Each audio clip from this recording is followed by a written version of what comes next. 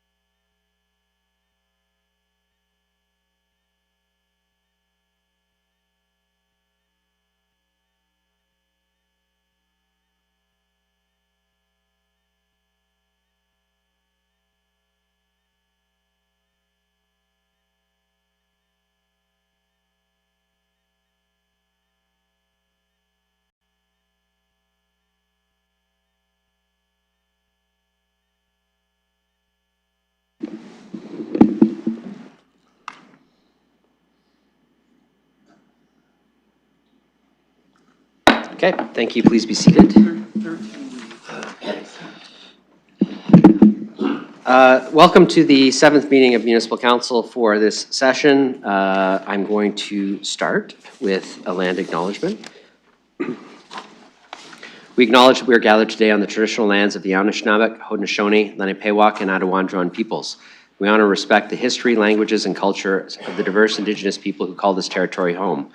We acknowledge all of the treaties that are specific to this area: the Two-Row Wampum Belt Treaty of the Haudenosaunee Confederacy, Silver Covenant Chain, the Beaver Hunting Grounds Treaty of the Haudenosaunee-Nanfan Treaty of 1701, the McKee Treaty of 1790, the London Township Treaty of 1796, the Huron Tract Treaty of 1827 with the Anishinaabe, and the Dish with One Spoon Covenant Wampum of the Anishinaabe and Haudenosaunee.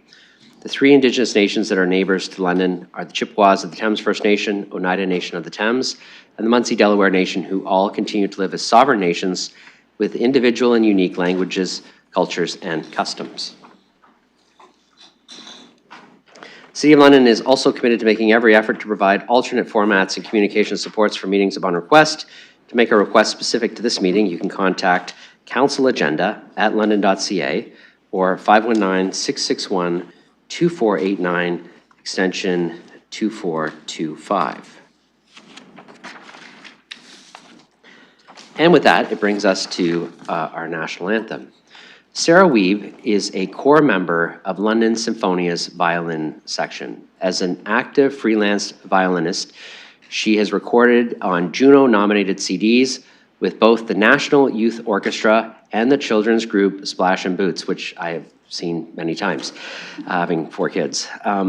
While not performing, she is an active teacher, instructing both piano and violin at all levels. Please rise and join me welcoming Sarah, who will now perform the national anthem for us.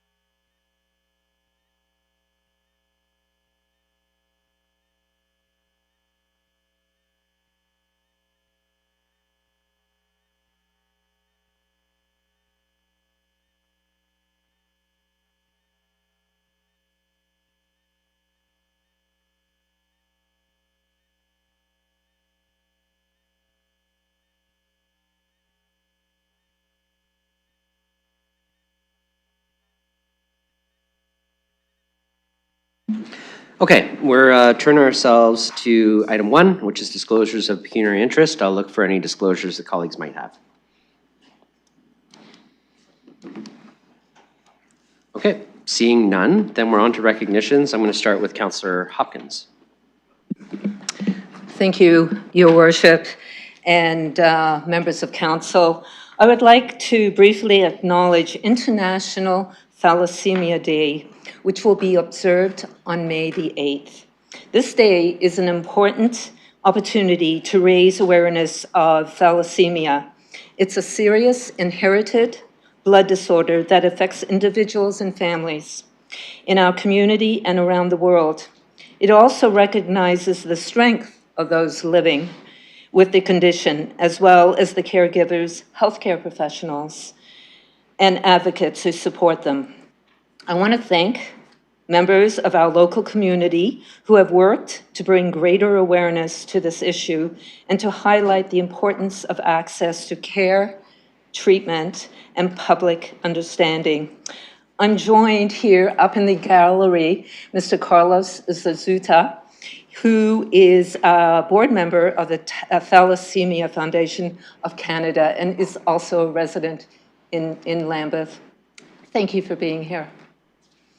I'm also pleased that City Hall will be read on May 8th in recognition of International Thalassemia Day, supporting everyone that is afflicted with this disease. Thank you. Great, thank you. I will do the next recognition, so just give me a moment.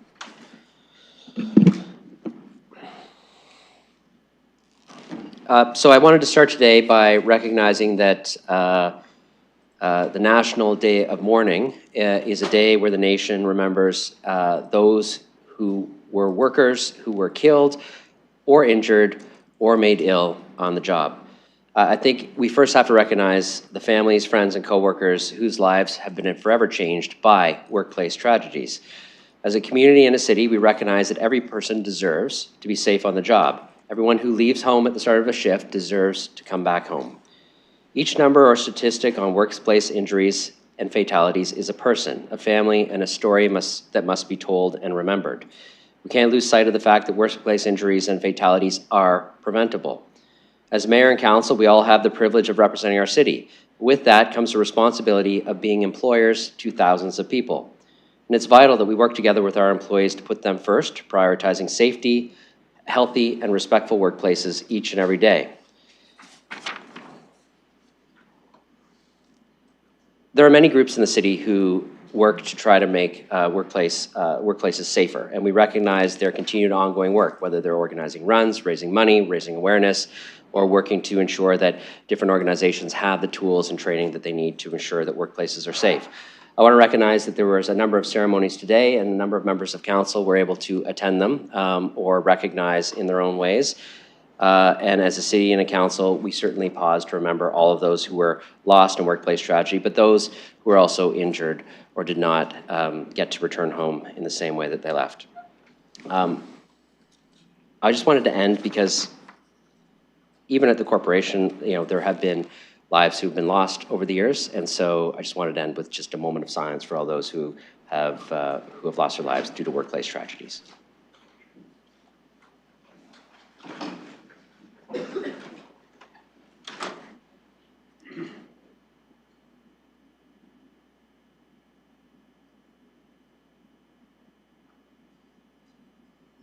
Okay, please be seated. Thank you.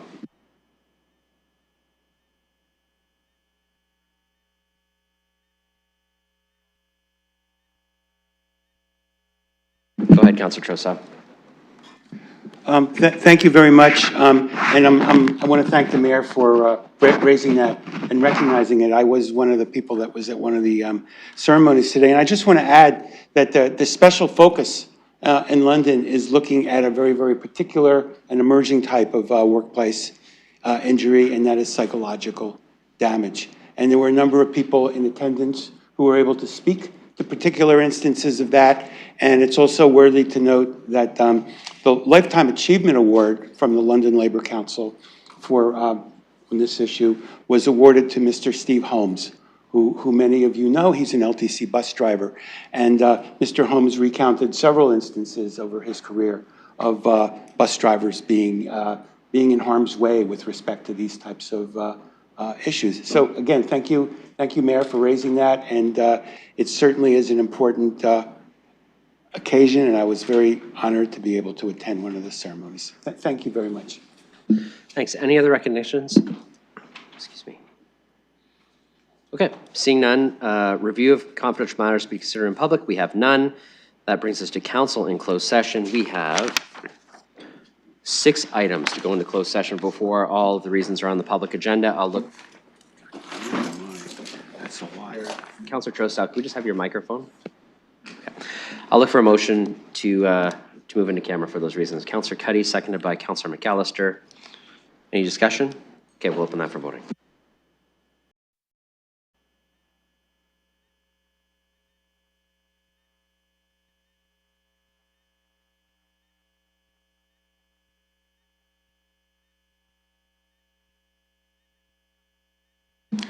Councillor Ferreira, Councillor Lewis. Councillor Lewis votes yes. Councilor Ferreira votes yes.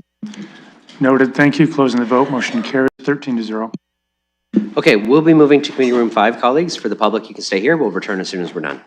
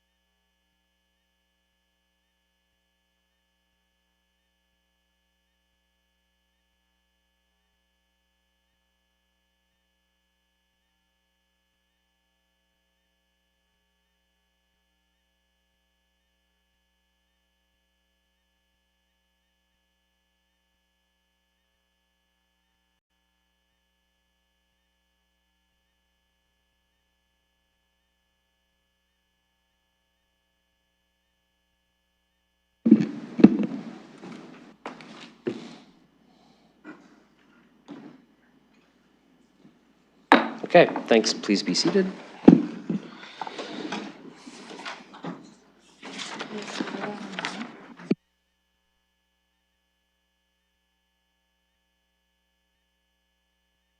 Okay, we're back in public session. I'll just note Councillor Frank is online, I believe.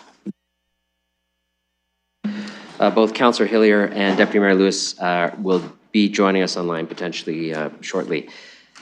I appreciate the public's patience. That was a little longer than I had anticipated, but we'll proceed with the agenda now, and we'll move into confirmation and signing of minutes of previous meetings. We have the 6th meeting that was held on March 31st, 2026. I'll look for a mover of the minutes. Councillor Hopkins, seconded by Councillor Van Meerbergen. Any discussion on the minutes? Seeing none, we'll open that for voting.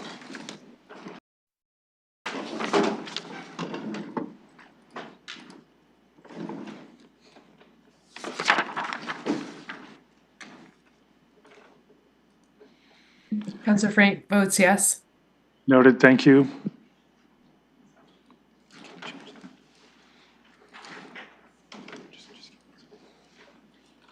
Closing the vote, motion carries 12-0. Okay.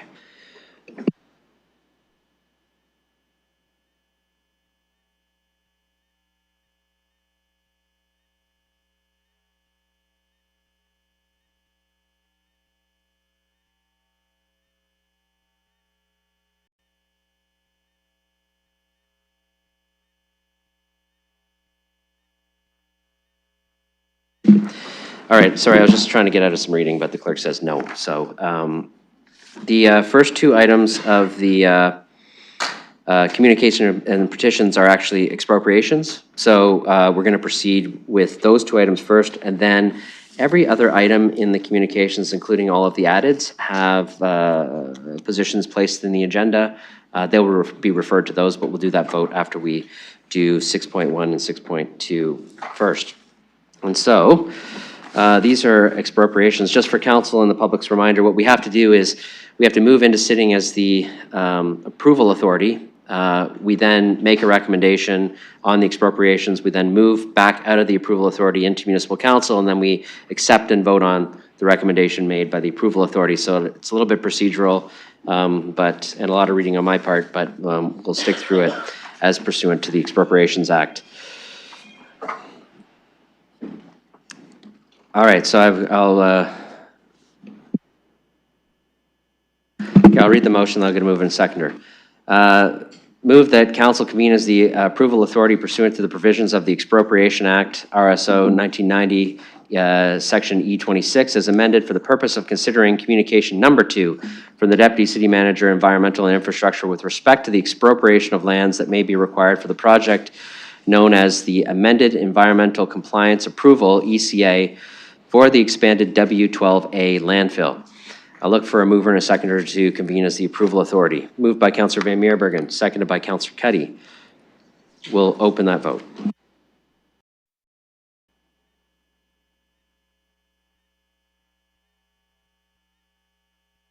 Closing the vote, motion carries 12-0.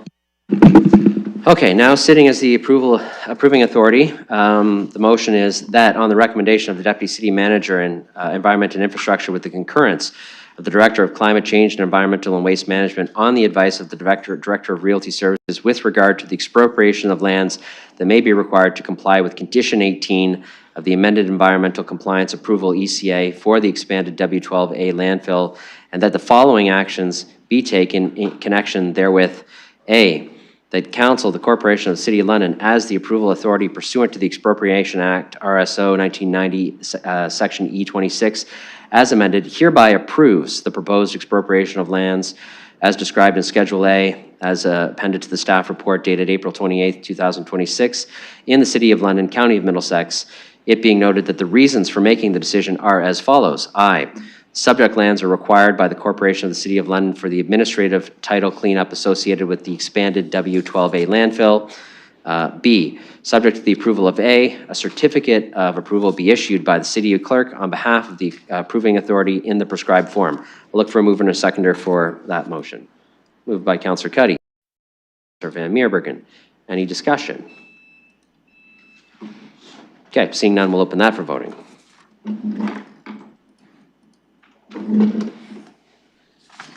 Closing the vote, motion carries 12-0. All right, next, we will adjourn as the approval authority, so that the meeting of the approving authority be adjourned and that council reconvene in regular session, moved by Councillor Lehman, seconded by Councillor Hopkins. We'll open that for voting.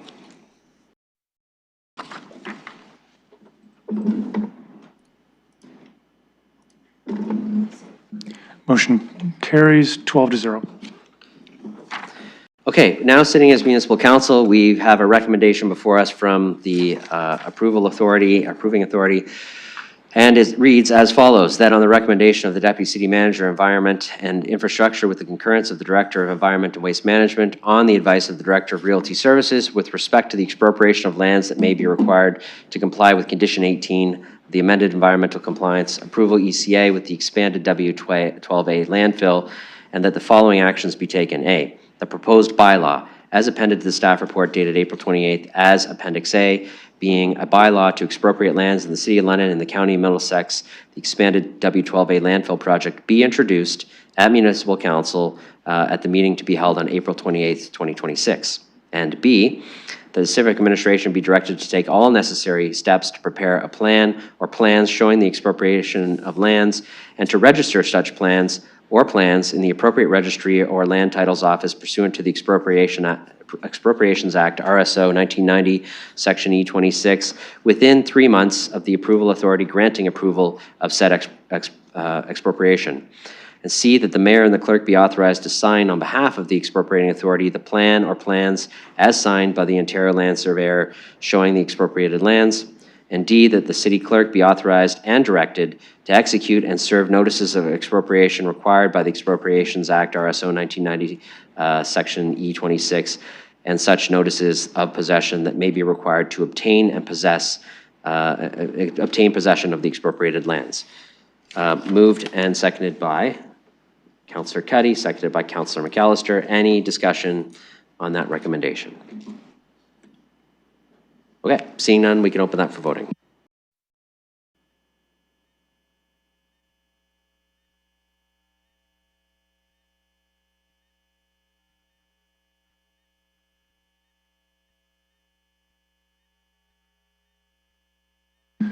Closing the vote, motion carries 12-0.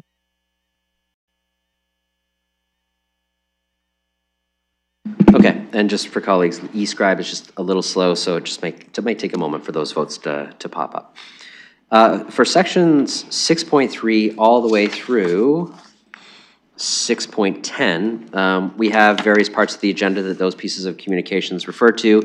I have a consolidated motion referring all of those components to all of those parts of the agenda. I'll look for a mover for that. Councillor Van Meerbergen, seconded by Councillor Ferreira. Any discussion on the referral of those items? Okay, seeing none, we'll open that for voting.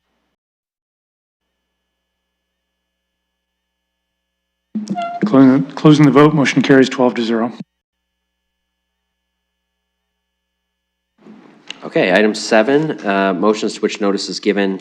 There are none. Reports. We have report 8.1, which is the 6th report of the Strategic and Priorities and Policy Committee. I'm going to turn it over to the Vice Chair, Councillor Rahman, to present the report on behalf of the Chair and Council. Thank you, and through you, I would like to present the 6th report of SPPC. That meeting, so far I've been asked to pull a few items from the list. I've been asked to pull 5, 6, and 8, and I will just look around to see if there are any other pull requests from my colleagues. Would anybody else like anything dealt with separately, other than 5, 6, and 8?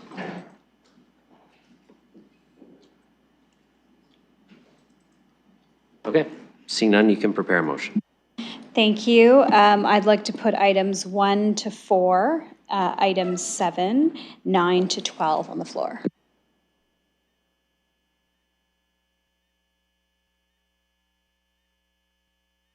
Okay, so those items are on the floor. I'll look for any discussion on those items from colleagues.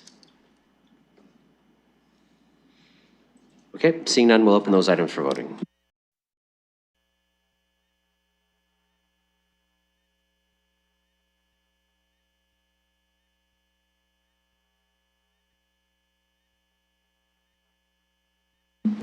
Closing the vote, motion carries 12-0.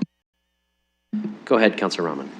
Thank you. I'd like to put item 5 on the floor. That's 2.1, the micro-modular shelters update. Okay, that item is on the floor. I'll look for speakers on that particular item. Go ahead, Councillor Stevenson. Thank you. We did get a briefing note from staff with a breakdown of the details on the cost, both the monthly and the capital. But I shared it on Facebook, and there's a lot of feedback that people were expecting more detail. So I know, our $13,500 a year in expense accounts are there item by item by item, and this was $7 million in property tax money. I just wondered through you to staff, is it possible to get either publicly posted or shared with council a more detailed breakdown of the costs? Mr. Dickens. Through you, Your Worship, while I can't speak for the capital costs, this is why we asked at committee the level of detail that committee wanted, which was a high-level breakdown of the operating costs broken into the large chunks of where that operating cost goes. So we are reflecting in that briefing note what we understood to be the direction from council. Should council have different direction, we're in your hands. Okay. Go ahead, Councillor Stevenson. Thank you, I appreciate that. It wasn't criticism, we got what we asked for. I'm just sharing what the public is telling me, and I serve at the pleasure of them. So they're asking, is it possible to get a more detailed breakdown? And so I'm just wondering if a motion is needed or if that's something that could be provided publicly. I think we had a motion last time, so if staff gave us exactly what we asked for. So I would say if colleagues are looking for something with a more detailed breakdown, that would likely be a motion asking for it at this point. Only because staff responded to the previous direction and provided the information as we asked for it. Okay, thank you. Well, I'll leave it with my colleagues to see, because the thing is, it would be around the wording of it too. I understand that the monthly is a budget at this point, and it might vary month to month. So I guess I was looking for guidance regarding how best to get the clarity that the public is looking for. It's something I can do offline as well and potentially bring through CAPS. I was watching some of the videos around the new site, and I believe there was mention that there might be TVs and stuff being purchased and put into the shelters. I just wanted to confirm if I heard that correctly. Sure, I'll go to staff to talk about some of the components of the site. Mr. Dickens, go ahead. Thank you, Your Worship. There are TVs installed in the common trailers. I believe those were donated items. However, I will defer to Mr. Green, who I believe is on the call. Mr. Green, go ahead. Thanks for joining us virtually. Good morning, just testing to make sure audio, video, good? Okay. Yeah, we can hear you good. Yes. Okay, thank you. And through the chair, yes, Mr. Dickens is correct. There is 2 televisions in the recreational trailers. Many of the residents, not many, several of the residents do have televisions in their own trailer, which they provided themselves as well. So yes, donation of 2 provided in the common spaces, and there are several others in the cabin spaces. Councillor Stevenson. Okay, thank you. It's generally, I'm hearing from the public, they're very pleased that 60 to 70 people have found shelter. We're hearing some good stories from in there. It was supported unanimously at council. I only voted against the source of funding. But one of the things that is coming up with the public is the cost, because it is $4,800 per month per shelter when the capital costs were all funded. It is a little mind-boggling to the public and to those who are trying to survive on their own, on a low income, on a pension or on ODSP or OW. I know I took a drive out to Hamilton about 6 months after the Tiffany Barton shelter site went up, and I had an opportunity to speak with someone who worked there, and I asked if there were any challenges. And one of the things that they shared was that no one even wanted to go look in an apartment because they had maybe made it too good to be there. And, you know, although that's kind of a success that people are happy there, it also maybe doesn't set them up for the realities of living on their own on ODSP or OW, where you have to find your own transportation, get on the bus, get to appointments, figure out your own food. When everything's brought there, including medical care, pet care, and food is all prepared and everything. Again, I'm just sharing what I hear from the public in terms of their concerns, in terms of what the conditions that they're facing and they're living with. You know, it was mentioned even by the mayor that a lot of people don't have air conditioning. So although we want this to be, well, people are asking me what the transition plan is, why sort of basic life skills, such as food preparation and stuff, is there a way to bring the cost down? Is there a way to help set people up for more independent living as they move forward, knowing that this is just a shelter, it's not a long-term stay? So while I'm pleased that we've got another opportunity to help people who are living unsheltered, I'm going to be voting no to receiving the report. And I just want to explain why, and it's because I'm hearing clearly from the public that there's not enough transparency around the cost. They want an itemized listing of costs and invoices.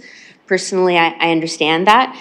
And they also want to understand why the cost is $4,800 per month and what the transition plans are to ensure that we're treating people with the care and respect that they need, but also asking for some working towards independence at least. So thank you. Okay, I'll look for other speakers. Councillor Trossau. Well, thank you. Through the chair, I'll certainly be voting to receive this report. That's all we're being asked to do. I know from time to time, members of the public like to leave comments on social media posts. May I ask the clerk, did we receive anything in the form of a added agenda item or some request to actually put these concerns in front of council with respect to this item on the agenda?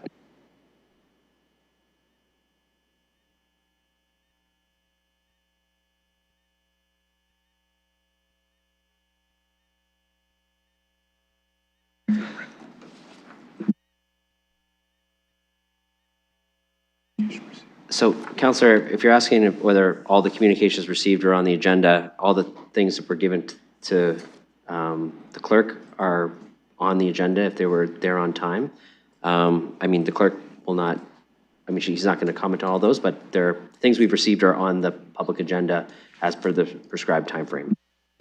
Okay, well, thank you very much. I think it's really important for those of us on council who engage in social media to, when people write in with, you know, concerns that should be forwarded to council, that they're reminded that posting something on social media, comment on Facebook, for example, doesn't really get into our record, and they might want to take the additional step of sending in an added communication item. I know I always do that when somebody says they want something on the record, and I think others should do that as well. Thank you. Okay, I'll look to other speakers on this. Go ahead, Councillor Ferreira. Thank you, Mayor. Just kind of following up. So I'm looking at the monthly expenses. I do see it's $288,000 a month for the entire site as it operates from the report. I just wanted to break that down. So is that, from what Councillor Stevenson is referring to, I think she said 4,800. I broke it down to 4,200 divided by 70 per individual. I just wanted to know, for that 4,200, what services do we provide in addition to just housing? So I believe it's not just housing. I believe we have further supports, whether it's getting people paper ready, whether it's, I think employment services are included in that, foods. I was wondering if staff could break down the extra numbers on that. Go ahead. Thank you, Your Worship. I'll start this response.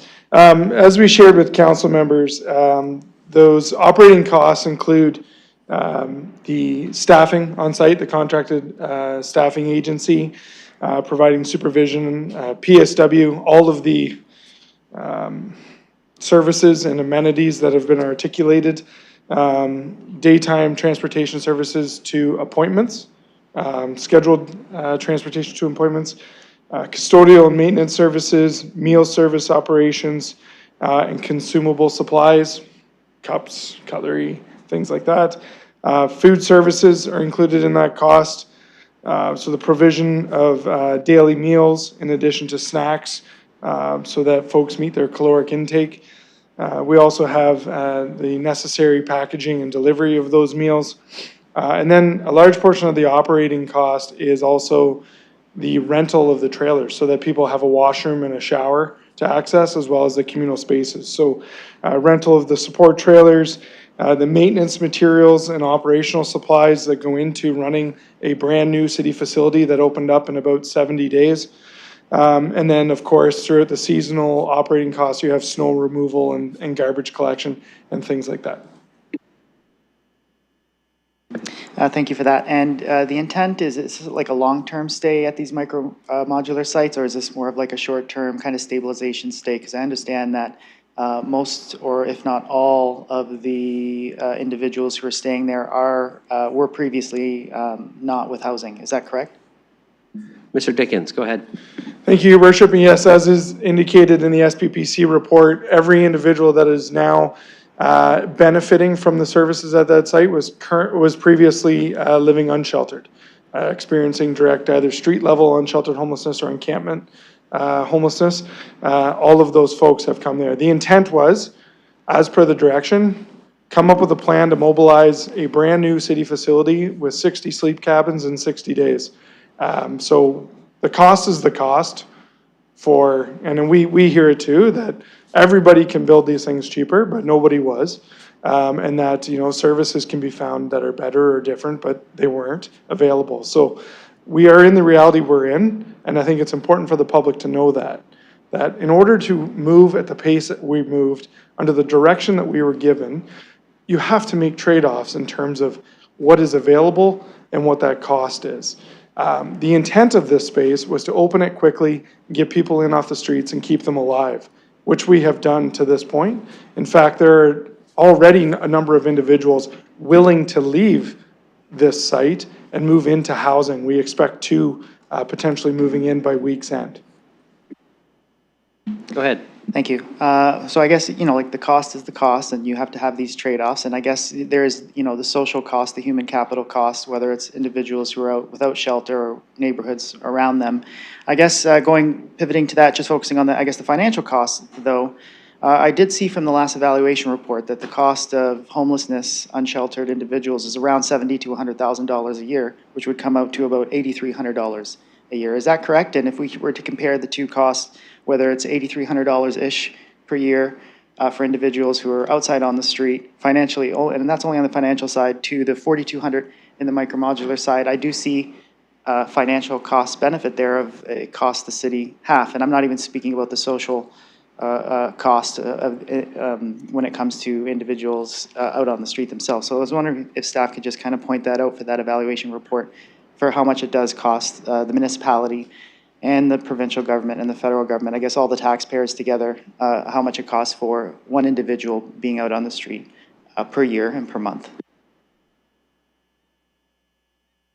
Go ahead, Mr. Dickens. Through Your Worship, without having that data handy, but it does ring a bell that would be correct. That there are significant costs of folks living unsheltered, both on the municipal system and the provincial justice, police, and healthcare systems as well. Go ahead. So I think these are fair questions to be asking by the councillor of the costs and everything. I would say that it's not just housing. There's extra things that are involved with the micro-modular sites.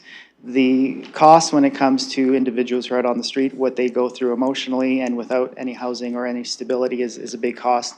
The cost of neighborhoods and families who you have individuals in encampments in, there's a cost there too. But when you were to, and those costs will be relieved if individuals are housed. With the micromodular sites having those available, that relieves those costs. But if you were to look at the purely financial cost of it, $100,000 per year or $8,300-ish per month per individual living unhoused to $4,200 in a micromodular site, I think, I think there's an efficiency there for costs. Okay, other speakers? Go ahead, Councillor Privel. Thank you. I'll be very brief, but I'm going to make some comments. And yes, I will certainly, we all would like lower expenses, and I certainly want to look at the effect of being more effective and efficient at this facility. Having said that, if I look at the cost, what is currently now and the services that we are providing compared to, again, what was already said, there are other costs on the street encampments and also in the hospital. It is actually much lower than that. With actually very similar services that hospital provides. I'm very happy to hear that there are certain people that are already ready to move on, and I think that was our main purpose of this facility. For us not to have, let's say, the 60+ individuals there, but to keep rotating, get them stabilized. The stabilization costs some money. Thank you, and please, let's stay on track with this, making sure we move them on for better improvement of life, point 1, point 2, to keep looking at efficiencies, effectiveness, absolutely. But thank you for this project. I really, so far, I know it's at the beginning or first stages, but I think it's a very positive initiative. Thank you. And I will certainly vote to accept this report. Thank you. I have myself next on the list. I'll turn the chair over to Councillor Lehman. Thank you, and I'll go to the mayor. Thank you. So I was going to ask a question of Mr. Dickens, but he actually answered it in response to Councillor Ferrer's questions, and that was one of the things we talked about early on was making this a pathway to housing. I'm very excited to hear that 2 people are, after only a few months of operation, not only moving into the micromodular site, but finding the right type of housing for them and potentially, this week moving on to housing. Flow through on these sites is pretty important because it gives us the capacity to move people from the streets into proper housing where they can be successful. I think we should be conscious of the costs of the things we do, right? Taking action municipally does cost dollars, and taking action, particularly within the space of serving vulnerable individuals, does require a cost to it. The micromodular site is a unique shelter option that has a number of components to it. It's a site that serves people much in the other ways that bringing people off the streets and shelter does. We've got lots of data, not just here in the city, but across the province, to show that when you actually get people off the streets and with supports, with shelter, with space around them, with access to services, with people who are going to come out, with connections to housing services, we take pressure off of lots of things, lots of areas that cost residents money, whether they're paying it through their provincial taxes or their federal taxes or their municipal taxes. We know that emergency room visits go down. An emergency room visit is $1,400 a night. It doesn't take long for someone accessing emergency room services to start to become a very costly provincial cost in the system. Inpatient stays go down. Land ambulance transfers go down. Police interactions go down. CIR interactions can go down when you provide people with spaces. Business impacts are minimized when we have 67 people in housing, 70 people potentially. There's impacts from the public. Encampments in public parks, encampments in public spaces. Bringing people into those spaces actually creates relief in a variety of different ways for the public. So yes, there is a cost to it, but there's a benefit to it. But most importantly, there's a human cost to not providing the service that we're providing, right? When we actually bring people from the streets, particularly in the colder months of winter, where every night is a decision on where can I find a warm place to stay, and sometimes that's through warming centers, which have a cost to it too, or other options, or maybe no options. When we bring them into a space that is a pathway to housing, they get dignity, they get safety, they get survival, they get well-being. And when you stabilize an individual, they're at a different point in their life where they can move on to other places in housing that are much less costly than being on the street accessing a large variety of services. It doesn't mean that one shelter system like the micromodular shelter site is going to solve the entire problem, but it certainly helps for those individuals who are in it, and it helps for all the people who would have been otherwise serving those individuals out in the community in a different way. So would I love for this to be part of a system across the province where provincial dollars are put towards it? For sure. And maybe we will build something here with the best practices of others that may be picked up by another level of government to be funded in the future in some way. We may build a model, much like we did with the hub system that evolved into the Heart Hub system across the province, of which I just met with my OBCM colleagues, the Minister of Health, who talked about the early successes that they're seeing in the Heart Hubs across the province. You know, we might do something that inspires other action in other communities or action across the province. So I think that there is important work being done here. I think our staff have done exactly what we've asked them to do. They've done it quickly, and they've done it with professionalism and expertise. And I think they brought us back the reports and information. And if council needs more reports or information, we have every ability to ask for that moving forward. And I think, again, we're in the early stages here still. I think it's right. You know, we're only just evolving the cost. We also have other people stepping up and saying, I'd like to help too. Whether it's the donations that Mr. Green talked about. I know I mentioned, you know, Columbia actually donated some jackets to the individuals living there. We've got other groups saying, how can we help? Can we donate? Can we support in some way? And that can also defray some of the operating costs. Because what I hear from the public and members of the public and businesses is, we want to step up and help too. What role could we play in interacting with our staff gives them the opportunity to support something that's great. And I just want to 30 seconds. 30 seconds. I just want to say something really brief. I know Chris Moss from Lennon Cares is in the gallery tonight. I want to say through the presiding officer, thank you for being an early critic and providing some feedback on the micromodular site that we were able to incorporate, and then coming back and saying, we feel this is serving the people who we help very well. And I appreciate you writing the letter and your organization writing the letter to recognize the success of our micromodular site. Early critic, but very happy with the way it's going. Thank you for doing that. Thank you. I'll return the chair to you, Mayor. Okay, I'll look for other speakers on this particular item. Okay, seeing none, then we'll open this for voting.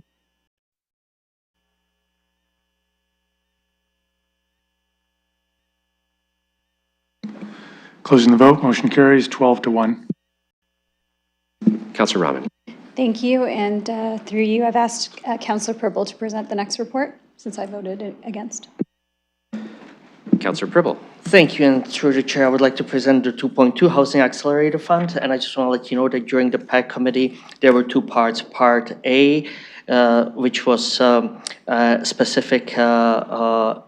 specific initiatives for the current program, and that one was passed 9-4, and Part P was administration to report back with future initiatives, and that part was passed 13-0, so it was unanimous. So I would like to present this point 2.2 Housing Accelerator Fund.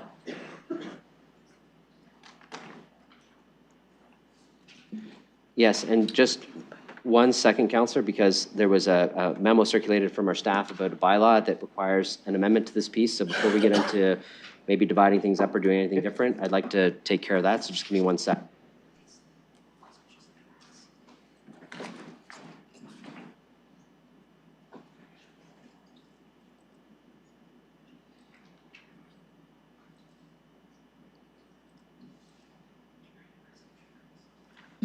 Okay, so just so colleagues and the public are aware of the amendment we're going to make, in the original motion, Mr. Baylor said we're bringing forward a bylaw. It's going to be this bylaw to do this. Actually, two bylaws were brought forward, so we just have to amend the motion to update it to reflect what's actually being voted on tonight. So that's what the motion before us is. Councilor Pribble, if you're willing to move that amendment, you can do that while you're presenting. And I certainly will move that. Sure. Thank you. I'll second it just to get on the floor. And that's going to come up in eScribe, and I'm just going to read it so people can actually know what it says. It's that the motion be amended to add a new Part C that reads as follows. C, the attached proposed bylaw be introduced at the Municipal Council meeting on April 28th, 2026 to amend bylaw number CP 1545-41, being a bylaw to establish financial incentives for the affordable housing community improvement project area to add sections 11 to 13. So those pieces are added into that bylaw. Okay, any discussion on that amendment? Okay, we'll open that for voting.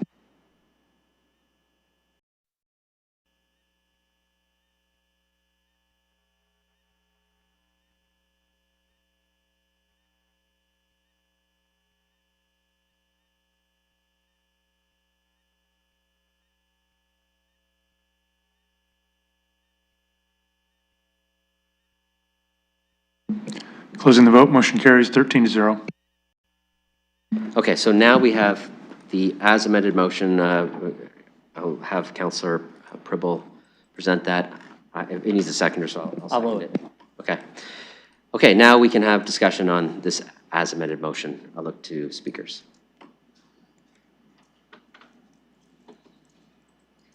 Okay, seeing none, we'll open that for voting.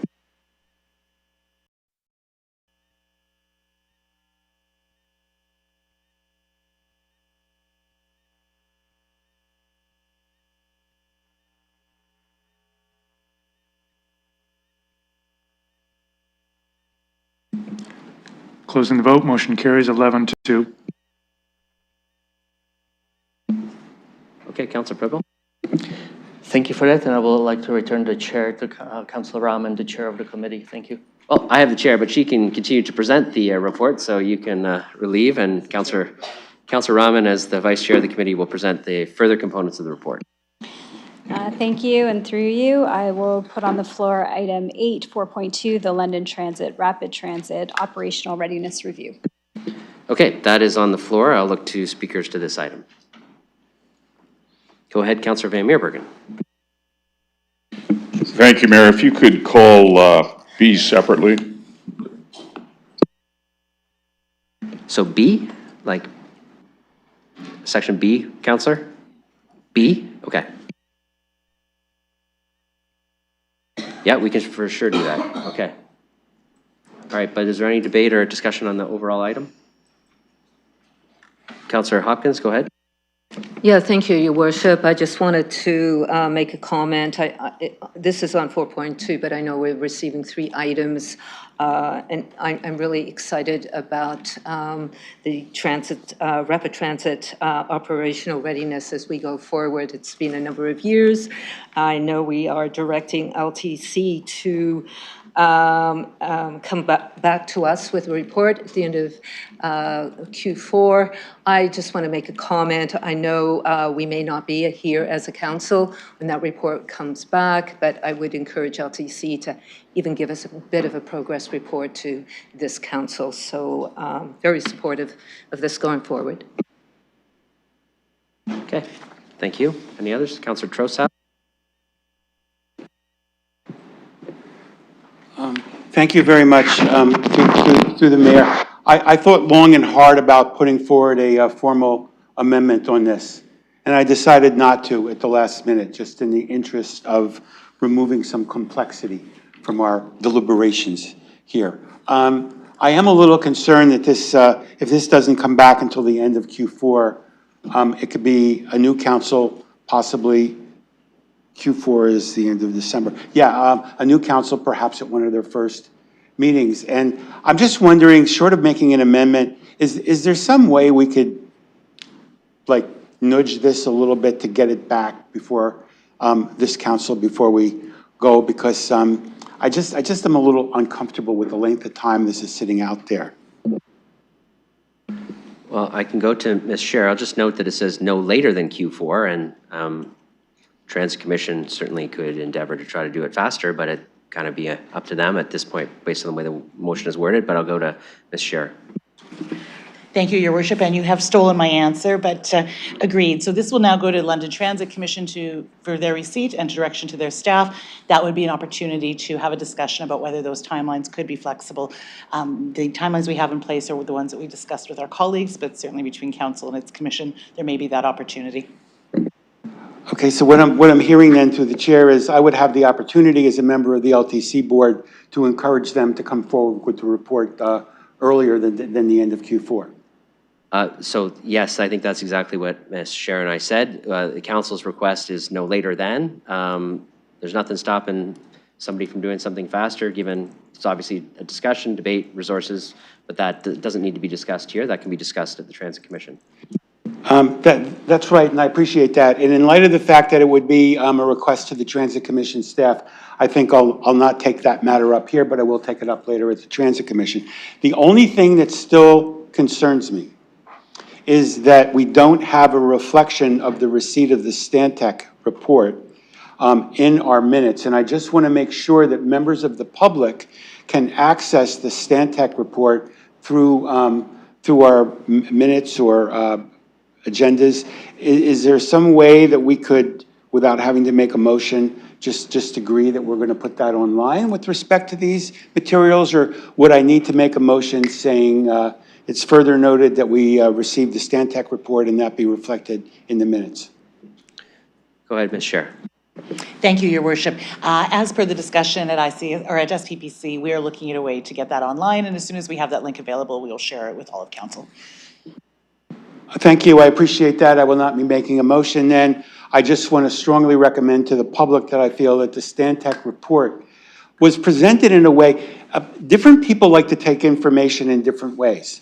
And the Stantec report, I thought, was very strong in terms of its use of graphics, use of maps, use of charts. And I think anybody who's following this issue, I would strongly recommend that you look at the Stantec report. With that, I'd like to thank Ms. Scher and her staff and Stantec for the excellent report. I think that there are some items that need to be dealt with in somewhat of a, perhaps I think they're more urgent than what's in this motion, but I'm going to just show a little patience now. But these issues about how people are going to get onto the system through back doors, fare boxes, and other matters, I think are very compelling.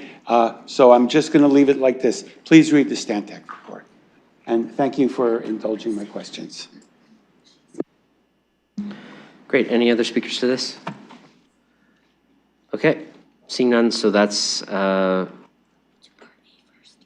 we're going to do this separate as per Councillor Van Meerbergen's request. So Part A will be first. Part A. So we'll open that for voting.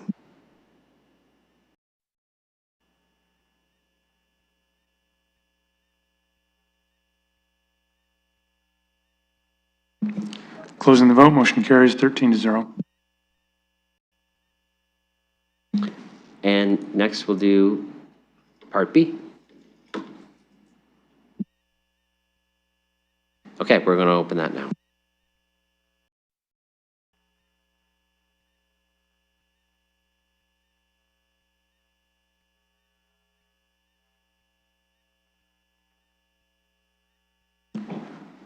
Closing the vote, motion carries 10-3.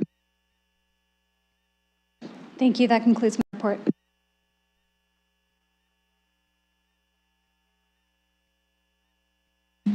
Okay, thanks. That concludes the SPPC report. As Councillor Rahman just indicated, we're on to the 7th report of the Infrastructure and Corporate Services Committee. I will go to Councillor McAllister to present that report. Thank you, and through the mayor, pleased to do the 7th report of the Infrastructure and Corporate Services Committee. I have a request to pull item 10, but I will put 1 through 9 and 11 to 13 on the floor.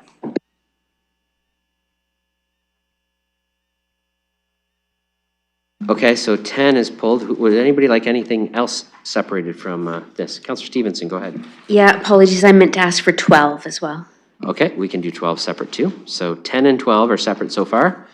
Other items, anyone? Okay, go ahead, Councillor McAllister. Okay, with that in mind, then 1 through 9, 11, and 13. I'll move those. Okay, the chair's put those items on the floor. Any discussion on those items that are within it? Go ahead, Councillor Cuddy. Thank you, Your Worship, and through you, I wasn't able to attend committee that day, but I want to speak to 6, the Kaleli Road Infrastructure Project, and I want to thank the committee, and I want to thank staff for their work they've done on this. Kaleli Road is one of the fastest growing areas in the east side of the city. A great deal of development going on out there. We had a fatality a few years ago, a young boy on a bicycle, high speeds, narrow road, but we're rectifying that with the infrastructure work. A word of maybe caution to staff. Webster is now, or will be, the throughway. And I see Ms. Scher shaking her head, yes. And we're all aware of this. I've made it aware. I've had a lot of residents speak to me about this. I will come back to you again, as you know, time and time again, please. Webster Street is a rural road in the city.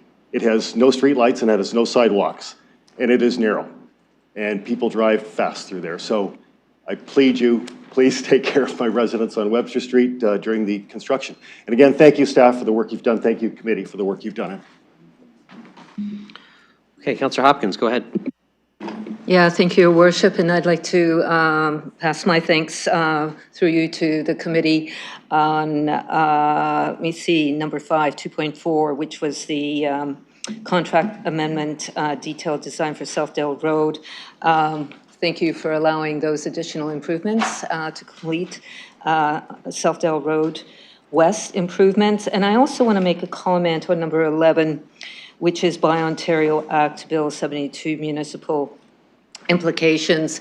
I want to thank staff for including AMO's report on building Ontario's economy with flexible municipal procurement. There's a lot of work that goes into that. Thank you to staff for sharing that with us.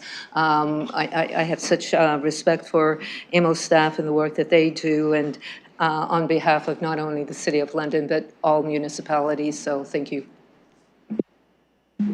Thank you. Any other speakers to this set of motions? Go ahead, Councillor Trosa. I'm also not going to make a motion, but I just want to highlight and back up and share the concern that Councillor Cuddy raised with respect to the traffic on Webster Street. Not only is Webster Street all of the things he said, but there are also parts of Webster Street, as we know from our other agendas, that are very dense, where there are a lot of cars coming in and out. And I'm going to be watching this. I really want to encourage traffic staff, which I know you have a lot of discretion here, but I really want to encourage traffic staff to take this very, very seriously, because I think we could be creating some very dangerous and perilous impacts here. I'm not going to raise today the question of where the cars end up going if they're on their way to downtown from these northern developments. That's sort of a broader discussion. But I just wanted to support and highlight what Councillor Cuddy said. Thank you. Okay, any other discussion? Okay, seeing none, we're going to open this for voting.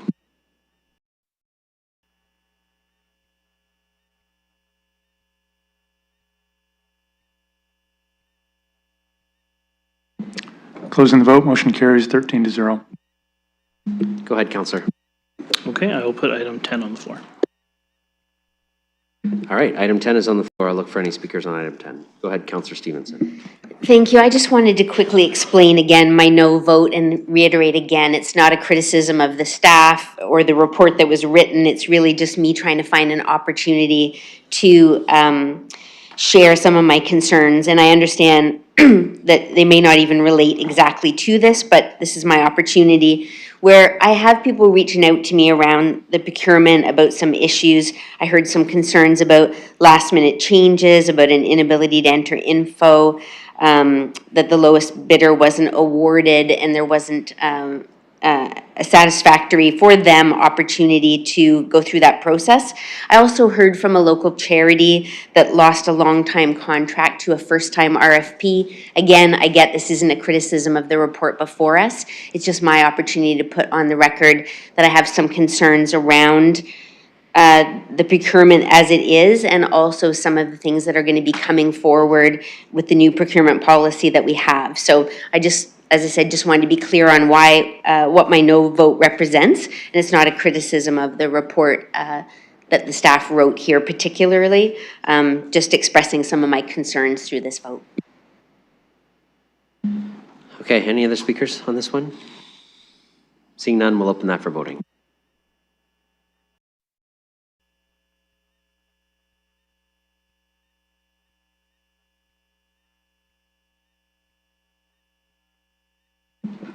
Closing the vote, motion carries 12-1.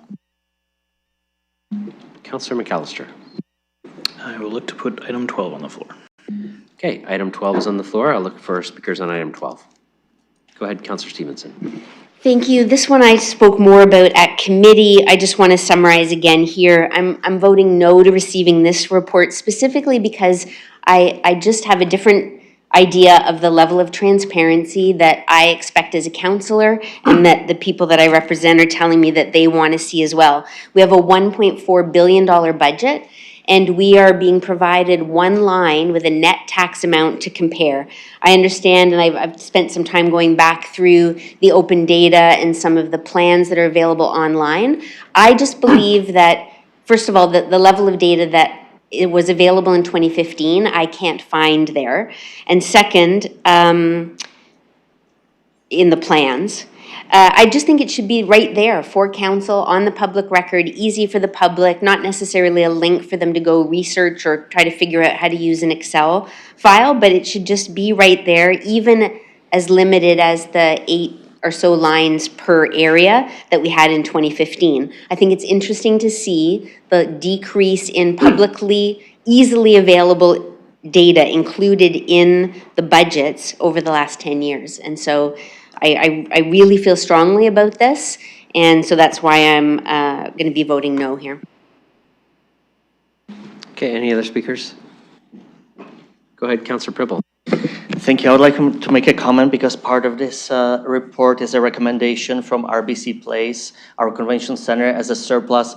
I really want to highlight the last year at the RBC Place and the entire kudos to the entire team. Under the challenging situation that we have, economic situation, this organization was able to deliver their record revenues throughout the history of this facility. So I would like to comment on that. Thank you.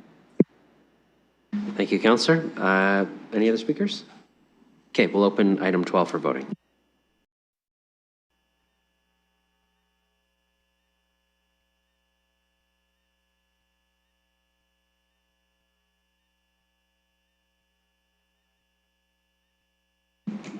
Closing the vote, motion carries 12-1.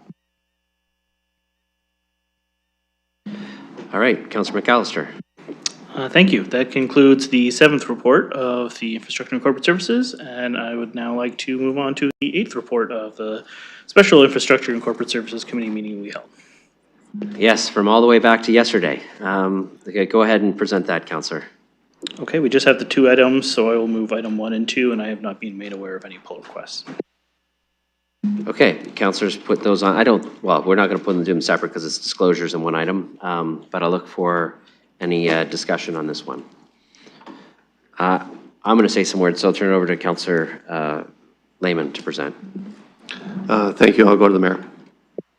Thanks. I'll be brief. I didn't attend the committee meeting yesterday on this. I had other matters, but I think it was a 5 or 6 minute meeting, which is, I think, great in that very thorough, very detailed report. But I think it's important to continue to recognize that, you know, the city does have borrowing needs. We do have to issue debt to build significant infrastructure projects in the city, and we do so at really good rates over the time horizons that we borrow at, because we have a AAA credit rating. And these are the moments where I know we talk about its importance, but these are the moments where they actually are important, because, you know, going out and getting debt that is, you know, fully subscribed, that is competitive, that is at good rates, you know, that happens because people know that they have confidence in the City of London's policies, the way that we do financial management at the city, even what we just passed as a council, where we said with the operating budget monitoring report, a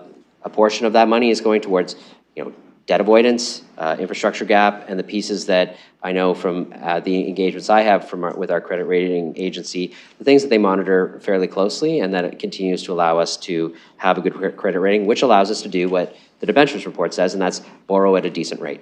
Borrow at a decent rate on behalf of taxpayers, where the principal and interest payments are manageable over the long horizon. Other municipalities have been downgraded across the province.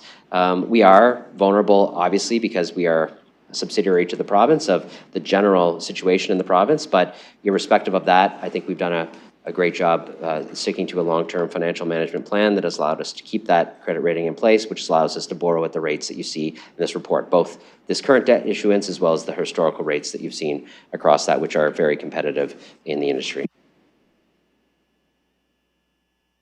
I'll return the chair to you.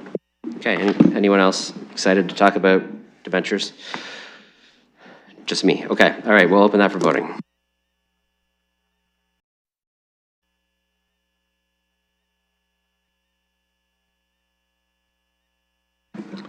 Closing the vote, motion carries 13-0. Okay. And that concludes the 8th report and both my reports. I'm all done. Thanks. Thanks, Councillor McAllister. Appreciate the presentations. We'll go on to the 6th report of the Planning and Environment Committee, and I will go to Councillor Lehman. Hold on, I got just a request. I believe I might have omitted pulling item 11.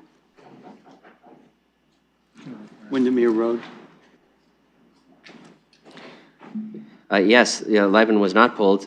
We did vote on it, so that would require reconsideration to do something different with item 11.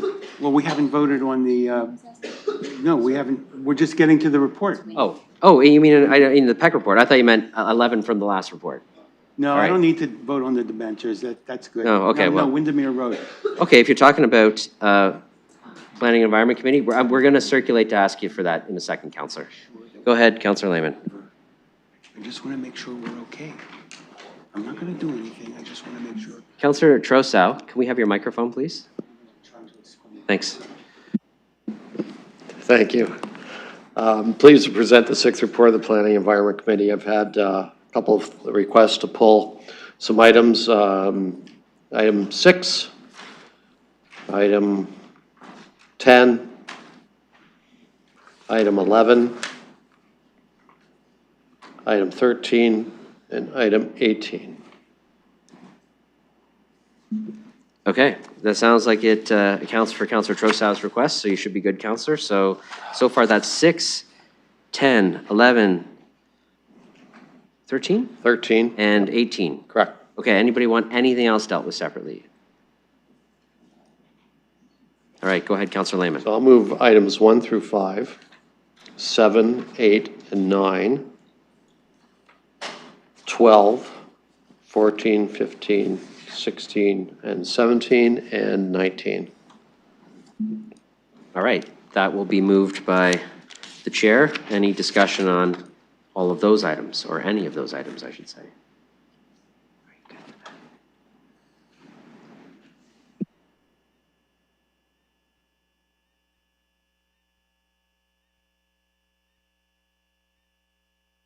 Okay, we're good, so we'll open that for voting.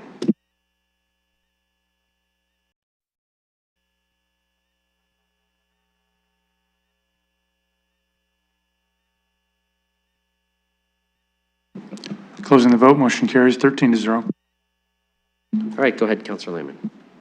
Thank you. I'd like to put number 6 on the floor. It's 2.3 regarding deferred loan payments. Councillor Stevenson requested that to be pulled. Okay, I'll go to Councillor Stevenson then, and I know there's at least one other councillor who wants to talk about this as well. So go ahead, Councillor Stevenson. Thank you. Yes, I've got an amendment that I'd like to put forward. The clerk has it. I can read it out. Yes, if you could, that'd be fantastic. Okay. That the motion be amended to include a new Part C and revised Part B to read as follows. The interest-free deferral of loan repayments under the Facade Improvement Loan Program and the Upgrade to Building Code Load Program be extended for an additional 19-month period through March 31st, 2028, where the applicant has requested a deferral in writing and all City of London property taxes owing are paid in full, it being noted that the April 2028 loan repayment will proceed as planned.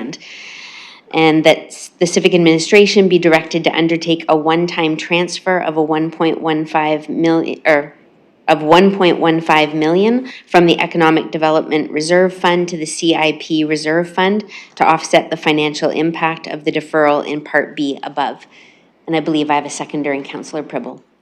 Yep, Councillor Pribble indicated he would second, so that's on the floor. Would you like to speak to that now? Yeah, I'm happy to speak to that. So we started this amendment at planning and realized that we had an extra piece that we needed to address, which was the impact that the deferral of the loan payments was going to have in the CIP Reserve Fund. Staff let us know that it was going to take it too low and that there wasn't going to be the money available for new loans. So I had committed to coming back to council with a cleanup on that, and we let it go through at planning, knowing that it needed an addition to this amendment. So I appreciated the support at planning around providing the businesses in these areas and the property owners an extension on the deferral of the loan payments. So that was really appreciated. The fact that the CIP reserve fund is going to run too low gets to be addressed. And so staff provided us with two options. One was to suspend the loans for the period of the extension of the deferral of the payments. The other was to take money from the Economic Development Reserve Fund. I really am asking my colleagues' support that we choose this one because we have strategic goals and commitments to business and viability of these neighborhoods. That's why we did these programs and these loans. And so to suspend the ability for other businesses and property owners to take out new loans just doesn't make sense when you see the conditions of our core area right now. So remembering that it's a deferral of the loan payments. Eventually, these loan payments are going to come in, and I see a time in the future when we can put that money back into the Economic Development Reserve Fund. I believe that using this money right now helps address the urgent need of the property owners and continues the commitment that we made to them when we approved these loans. So it's although we're taking the money, there should be the opportunity to put it back at some point once the loan payments are made. And if not, I still think this achieves an urgent objective and a commitment that we made as a council around the strategic plan objectives. I would really hate to see us suspend the loans. We're deferring loan payments because we recognize the crisis and the deterioration of this area. So we'd be giving with one hand and taking away with the other. And I'd really like to see this council show full support for this area, that we believe in its future and we want to invest and provide and allow people to invest in that area right now and not wait for the deferral to end. So hopefully that's clear. This is taking money from the ECDEV Reserve Fund. I understand that, but it's to allow the new loans to still be approved and applications to be received over the next 18 months. Okay, I'm going to look for further speakers on that. Go ahead. I'm going to have Councillor Ferreira and then Councillor Lehman. Thank you, Mayor, and thanks for the motion. I had a similar one that was very similar to this. It is different in one respect, and that's for the 1.15 million from the Economic Development Reserve Fund. The reason I have concerns from drawing from that fund is because we do have other commitments that are going to be pulling from that fund as well, specifically the economic development strategy and funding implementations therein, and the downtown master plan and funding actions therein as well. So I was wondering if I could just go to either finance or whoever might be able to speak to this on when those plans come back. If we were to be drawing from the ECDEV Reserve Fund, is it true that we potentially might not necessarily have enough funding with the finalization of those plans coming back? And I understand those plans are coming in July, I believe. So without that information, I'd be a little hesitant to be drawing from the ECDEV Reserve Fund. So I just wanted to know if I could get any information.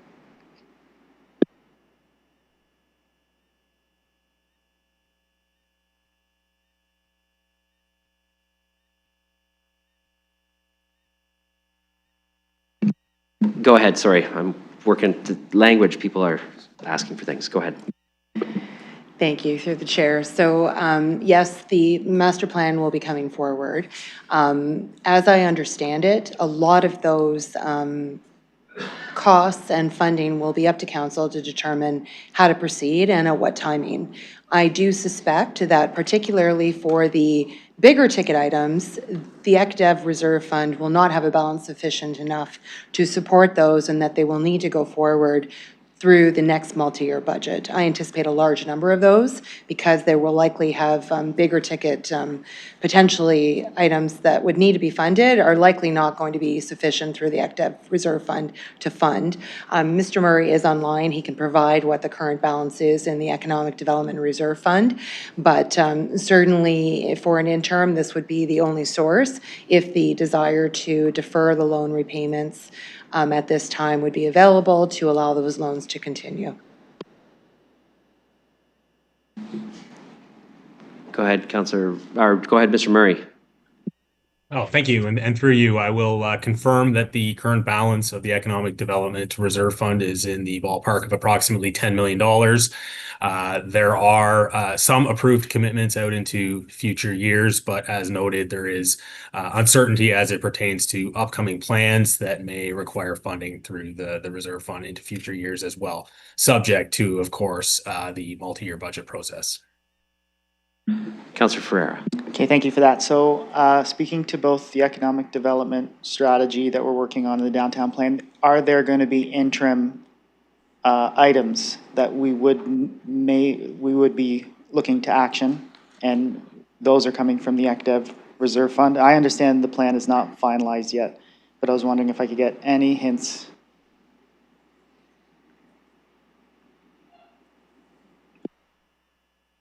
Okay, Mr. Mathers, go ahead. Through your worship, I'll just speak to the downtown program. So I do want to just highlight that the facade and the upgrade to building code loan programs are very important programs that are well utilized. If there's a decision to stop those programs, we may actually have to be going back and making sure we update our downtown master plan, because those are very important programs. So it may be that if this was removed, we'd be just adding it back in. So I don't really see it as a net change from the downtown master plan perspective. Go ahead. Okay, thank you for that. I did see there were some other ways forward that I understood that the council spoke to, and we did kind of get those recommendations to. And one of them was to pause the implementation of those two CIP programs in the interim, so we don't have to draw from the ECDEV Reserve Fund. And with the pause like that, we would still be providing, I guess, the financial relief to those properties that pulled these CIPs, but at the same time, we would still have the ability to, I guess, reverse course in the future if we did get deferral requests in writing, if they were low or if they were high. So I do know that there's other options here. I'm kind of hesitant to support this. I did have, another motion that's very similar to this, but it just wouldn't draw from the ECDEV Reserve Fund, because that's really what I don't want to do. I don't want to draw from that fund, because I want to keep as much of a balance in there as we possibly can for any of the items that come out of the downtown plan in the ECDEV Reserve Fund. I think not knowing what exactly is going to come out, we could be tying our hands moving forward, and I worry about that. So I would ask to not support this motion respectfully. I'm right with the councillor on the direction that she's going. I would just take a slightly different approach that would not be drawing from the ECDEV Reserve Fund. So I guess I'll leave my comments there. I think a report back would be in order as well. But I'll leave it to colleagues to see what you have to say. Okay, I'll look to other speakers. Go ahead. Oh, yes, Councillor Lehman. Sorry, I had you. Thank you, Mayor. Just a question through you to staff. When the monies are repaid on this program, does it go into general coffers, or is there a special bucket that these monies go into on the repayment? Go ahead. Thank you, through the chair. So the reserve funds for the CIP loans essentially have a reserve fund where there's money that goes in. So essentially the repayments are funding the ability to issue new loans. And that is why they're all managed centrally together. So as money comes in and the balances are, but as the money is repaid, it replenishes the balance so that new loans can be issued. So all of the money is contained within the reserve fund, and essentially it's a revolving loan fund where the repayments are funding what those new. That is why if you stop the repayments, there's no ability to be able to issue new loans. Hence why there is a backfill to support the repayments so that new loans can continue to be issued. And which reserve fund are you speaking? Like when you say the loans are coming out of a reserve fund, which fund is that? Thank you, through your worship. It's the CIP Reserve Fund.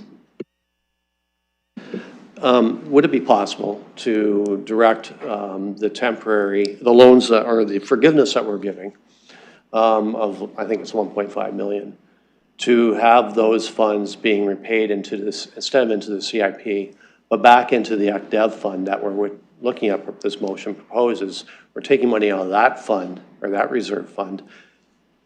Would it be possible to direct initial payments back into that fund until that's made whole. Go ahead. Thank you through your worship. So by doing that, when those repayments are redirected elsewhere, then there's nothing else going into that reserve fund to be able to support the issuance of new loans at that time.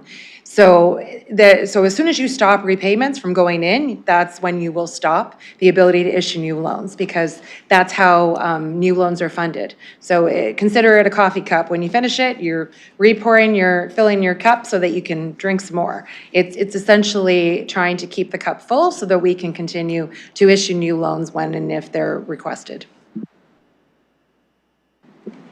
Go ahead, Councillor. So I appreciate that, but they originally came out of the CIP fund. I guess what I'm saying is, we are looking at using the ECDEV fund, taking 1.5 million out of there, what Councillor Ferrer referred to, the concerns there, and moving over to make whole what we are losing. I'm saying, let's make whole what we are losing, but let's not double down. Let's take the funds that are repaid of 1.5 million back into the ECDEV fund. And once that's made whole from that, then continue back to going back to where the initial loans were from the CIP. CIP doesn't, that way, contains no effect in the CIP as far as future loans are concerned. It's the ECDEV fund that we're looking at reducing, but then once 2008, March 2008, then those funds will go there and it will be naturally replenished without a motion from council or anything to get that particular reserve fund back to where it was before this whole process started. Go ahead. Mr. Murray. Okay, Mr. Murray, go ahead. Sure. Let me, through you, Mr. Mayor, take a stab at explaining it perhaps in a slightly different way, but basically reiterating what Ms. Barbone has said. So if we look at our reserve fund schedule for the CIP reserve fund, we have anticipated inflows for the repayment of the CIP loans. We have a consistent amount for those assumed out into the future. We also have a consistent amount of projected issuance of new loans that effectively recycles the repayments to issue new loans.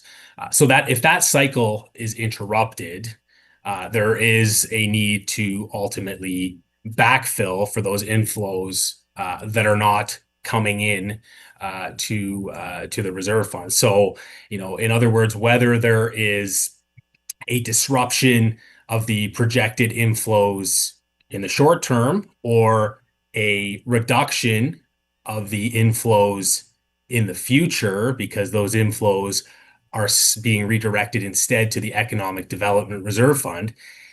In either case, it's going to put the CIP Reserve Fund in a precarious spot, given that we have assumed into the future that those repayments are funding new loans. So unfortunately, there's no ability to replenish effectively the Economic Development Reserve Fund as has been proposed without causing constraints or problems to the CIP Reserve Fund. Councillor Lehman. I apologize. I'm not making myself clear. The concern raised by finance is that we don't want to obstruct the inflows, which we would in this case because it's used for outflows. I get that. What I'm proposing here is that ECDEV covers the inflows over to CIP. It's the ECDEV fund that's going to be affected, as Councillor Ferrer indicated.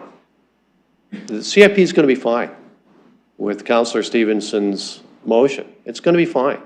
I'm concerned about the ECDEV fund, and I don't want double dip. So the CIP fund would be made whole, and then the continuing, once the repayments start, it will get an extra one because we're going to throw in another 1.5 million right now to cover the loss of those payments. All I'm saying is let's keep both funds the way they were by redirecting the first 1.5 million of repayments back to the ECDEV fund, so that the ECDEV fund is not, in the long term, it is made whole. The short term, yeah, it's going to be down 1.5 million.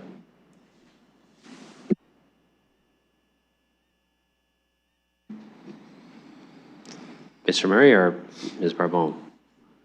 So, through the chair, so maybe I can try explaining this. So when those funds, so the deferral from a long-term sustainability is delaying those payments. So those payments are not being received over that period of time.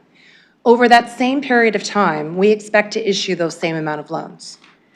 So at that time, when the deferral ends, assuming that it will end at the date that is stated in the motion, those new repayments will begin to come in, but there will be so all of the loans will begin repayments at that time of the additional loans that have been also issued over this period of time. When those new loans come in, the repayments, once they begin, will then fund new loans. If those repayments are assumed to fund new loans but are now redirected to the Economic Development Reserve Fund, you will not have an ability to issue the loans or any new loans at that point in time that they are redirected, because there will be no repayments going back into the CIP at that period in time. So over the long term, if we're trying to make it whole, with the delay, the only ability to actually make the fund whole would be to not issue loans for the deferral period of time. Because we're assuming that as the money comes in, it is being reissued as new loans over that same period of time. So that at the end of the day, the repayments will always be covering the outflows at the same time. If you stop those repayments, then without issuing new loans, you have to be ensured that that backfill continues. So I'm not sure if I'm totally misunderstanding, you're saying something different, but hopefully that helped at least clarify how we're understanding it. So let me jump in, Councillor. I think what and funny story, Councillor Lehman, I actually have language that might deal with this because I was thinking the same thing you were. Councillor Lehman is not saying put every single dollar in March of 2028 that's coming in into the ECDEV Reserve Fund. I think what he's trying to say is if we have, let's pretend, $1.15 million of loans out there that we're about to defer, and we think we're going to issue $1.15 million of loans because we're transferring from economic development into CIP so that we can issue them. Now we have $2.3 million of loans outstanding, all of which will start to get repaid after March of 2028. And so what we could do, if we're only going to issue about $1.15 million of loans, is start to restore the Economic Development Reserve Fund at that time with a portion of those returning funds while using the other portion to keep the program going. I think that's what he's trying to say. And that's, I think, where he's moving towards. And if that's the case, I actually prepared some language to amend and add that staff would report back at that time to look into doing that, but you could give us your assessment at that time. But I think that's what Councillor Lehman's trying to say. Councillor Lehman? In a nutshell, yes. Like what this is doing, okay, how are we going to fund this? Because that was a concern brought up at Pat. We can't just defer loans and say it's all about a cash flow situation. So what Councillor Stevenson said, instead of CIP, because the reserve fund's so low, let's look at ECDEV. Great. Let's do that, but let's replenish the ECDEV funds that are being used for that, because this is a loan, not a grant, right? This is a loan that gets repaid. So the cash flow in should go for the 1 point whatever it is back to the fund where it came from to just forestall that deferment. So at the end of the day, what the cost is to the city, it's the interest. It's the interest that is on this, because it's not a grant, it gets repaid. It's the interest that we carry that extra charge for an extra period of time. So I think the mayor's on the same track. So being that you have language, I apologize I should have gone earlier on this and talked offline on this. I apologize for taking folks' time up on that. Well, I'm next on the speaker's list, so I'll turn the chair over to Councillor Lehman. Okay, go ahead. Okay, so following on this, first let me say a comment. I support and came into this meeting supporting what Councillor Ferrer was saying, and that's maybe we just pause the program. It sounds to me like there's a significant appetite for people to continue the program, and based on what Mr. Mather said about the importance of the program, I'm inclined to try to find a pathway to do that. Given the structure of Councillor Stevenson's motion, which is still you have to ask in writing to get to basically have your loan deferred. We don't know what the uptake will be on that. Maybe it's 100%, maybe it's not. What we do know is even when we deferred them, some people wanted to repay them, just get it off their books, irrespective of the deferral period. So we don't know what the uptake will be. Maybe it'll be significant. I think a pathway forward might be to propose an update in Q2 of 2027, which is, I think, Councillor Ferreira was going in that direction to get some information about, like, what's this look like? How's it going?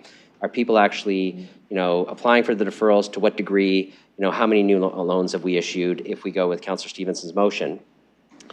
But I also think we should add a piece in 2028 to say, and I'm not going to commit to just put all the money back in the Economic Development Reserve Fund, but let's get a report from our staff at that time, or the Municipal Council of the day will get a report from our staff to say, here's what's happening now, and what is our ability to now start to repay the Economic Development Reserve Fund at that point in time? Because in theory, if we've got loans that are outstanding now of X value, and they've been deferred until March of 2028, and we're going to issue potentially another 1.15 million of new loans, we're going to have all of those loans ideally being repaid at the same time, which is a larger inflow into the CIP reserve fund than we otherwise might have projected if we're still issuing about the same number of loans each year. So that being said, I think that there is potentially capacity to both keep the CIP loan program going and restore a portion of the Economic Development Reserve Fund. But I'm not going to presume that we can do that. I would, the motion that I'm going to propose as an amendment is have staff report back at the time that the repayments start on, what they think about whether we could do that or not. So with that, and through the presiding officer, I want to move an amendment that basically says the amendment be further amended, because we can amend an amendment.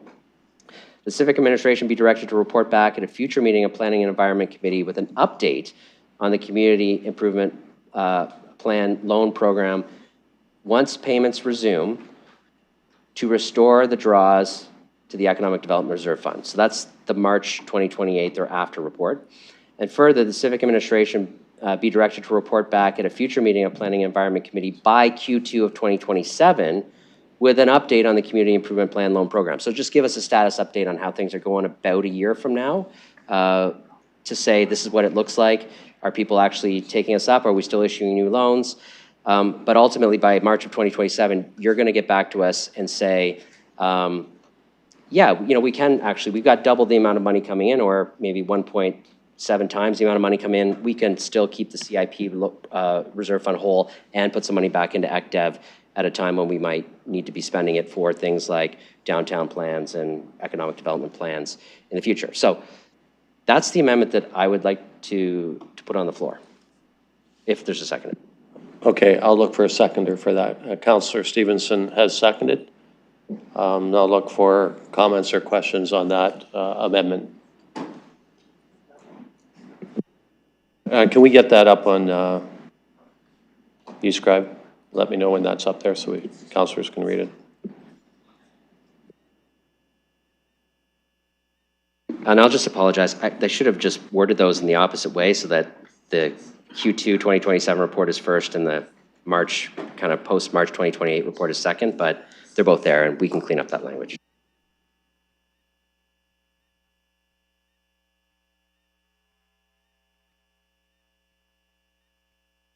Okay, it's up on eScribe. I'll go to Councillor Stevens. Thank you. Through you, can I just clarify with the mover that this is not changing the original motion, it's just providing information back to council on what the uptake was on the loans, what the status is of the reserve fund in March of 2027 and again in March of 2028 to see if there's any opportunity to replenish the Economic Development Reserve Fund. Am I correct there? I'll go to the mover. Absolutely right. The only difference between the two updates is 2027 is a general update, doesn't change anything you've done. 2028 is an update with a focus on could we restore the Economic Development Reserve Fund in some way, but it's very open-ended for staff to report back on the conditions of the day. Okay, Councillor.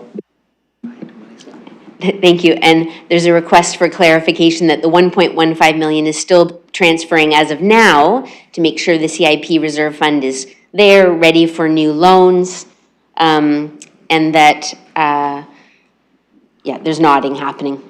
Okay, so thank you. I support this. It's great. It leaves options available and has updates. I think it's a great compromise. I'll look for other questions. Councillor Ferrer. Thank you. Thank you for the amendment. I guess I got some questions here. So from what I understand, this is a direction to continue withdrawing from the Economic Development Reserve Fund to fund the deferral and also have the program continue as it is. And there's also a report back by Q2 just on an update on the program, but this is still deferring those repayments back till March 31st, 2028. Am I reading that correct? Yeah? Okay. So with the same thing with the draw from the ECDEV Reserve Fund, that's kind of really what's the sticking point for me. Can staff just tell me again, so I think I remember you said the balance in the ECDEV Reserve Fund is about 10 million. What is the uncommitted balance? Sorry, if you could just clarify those numbers again. I'll go staff. Thank you, and through you, yes, the current uncommitted balance, to be clear, of the Economic Development Reserve Fund is approximately $10 million. Councillor? Okay, thank you for that.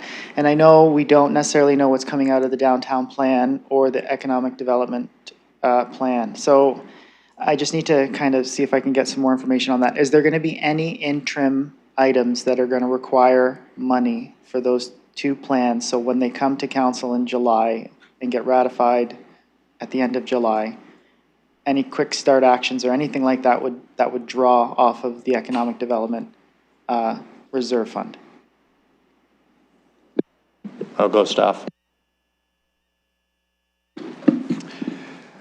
Through the presiding officer, we are still finalizing the plan, and however, I can just provide you information as far as the timing. So we're actually bringing it back in June, so there'll be some time associated with that. And as I mentioned, if this was taken off from a program, we would likely be putting that back in anyway. So it really is not a net change to what we bring forward in June. Okay, I'll go back to the councillor just to remind you that we're on the amendment to the amendment, which is just a report back in the future, not to the original amendment. Correct. Sorry. Thank you for that reminder. All right. If this is the amendment to the amendment, and then I get to speak on the motion as amended, I will, I guess I'll ask those questions there. So this just for the report back. And for the loan program to, sorry. Okay, I'll speak to the motion as amended when we get there. Thank you. I'll look for other comments or questions on the amendment to the amendment. Councillor Pribble. Very brief, supporting the mayor's amendment to the amendment. I will speak later. Thanks. I'll look for other speakers.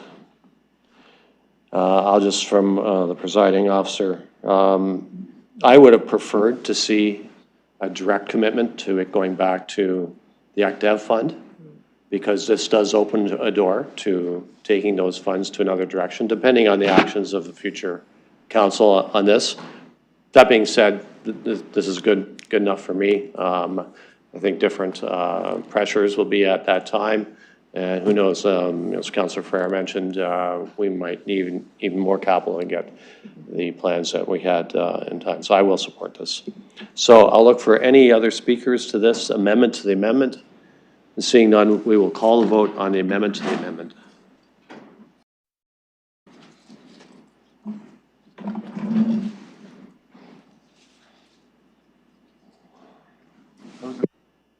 Closing the vote, motion carries 13-0.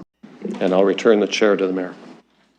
Okay, and I'll presume Councillor Stevenson and Pribble are willing to move the now consolidated amendment? Okay, so we're now on the consolidated amendment that Councillor Stevenson, Councillor Pribble, with my changes all together, we're on that debate and discussion now, and I'll look to other speakers on this. Go ahead, Councillor Ferrer. Okay, thank you. So this is the motion as amended. So like I said, I have the concern. It's, sorry to do this, it's the amendment as amended, because that's what we did. So there's still going to be the motion as amended later, don't worry. So, but you can go ahead and speak. So right now, Councillor Stevenson, Councillor Pribble's changes we just passed to add to them, all that together is what we're debating now. And that includes the 1.5 million, 1.15 million, okay. So, so still, same concerns. Because we don't know what these two plans are gonna have in them. We could be pulling away from the coffers and reducing our ability to implement actions from those two plans when they come. And those plans are just around the corner. I understand, I guess I'll go to staff, any possibility of a deferral of this decision for after those two plans when they come back. Is that a possibility? Mr. Mathers, I think, go ahead. Through the chair, so the only like strict timeline is that the September was when this was going to be, when we'd be sending these bills to the businesses and the owners of this property. So that's the main restriction. Of course, you'd want to give people a heads up if you're going to start making those billings in a very short time frame. So that's why we brought you the report right now. So that the most specific time frame is that September date when we would have to know when we're issuing those bills. Go ahead, Councillor Ferreira. Okay, thank you for that. So the answer is if we defer it until after we get those two plans, which are coming at the same committee cycle on the same day, we may run into the risk of not being able to send out those letters to notify the property owners of whatever our decision is. Is that correct? Okay. I'm, like I said, I could go with this if I knew what those plans are gonna have in it. And that's my concern. You know, we have already been impacted with the downtown plan items with the unwave steam decommissioning stuff. So we're already kind of losing some of the ability to bring in some of these interim measures that could be potentially within the plan. Now, I do hear that staff saying, like, if we go with this, the downtown plan may bring these items back, but then where does the money come from for that? And I understand that there's a multi-year budget cycle coming as well. I feel really hard pressed to make a decision here and pull money from that ECDEV reserve fund without knowing exactly what items are coming out of those plans. So I guess I would also say I do have a chance to speak again on the main motion as amended. Is that right, or is this it? I do? No, you get a chance later. Okay. Some of the questions that I asked staff, just so we're aware of where we're going, is, you know, what is the facade improvement loan principal amount? And those principal amounts are quite on the lower side of things. I think the highest numbers that we had was from 10 to 15,000 and below. And for the upgrade to building code loan, those principal amounts that are still owing are largely around the $20,000 to $30,000 mark. It tapers right off once you get onto the high end of those. And I think maybe a big decision to really kind of focus here is the monthly repayment amounts. And the biggest monthly repayment amount, which is right in the middle for the facade improvement loan, is around $200 to $225 per property. I see a really big increase on the lower end for the monthly payment amounts.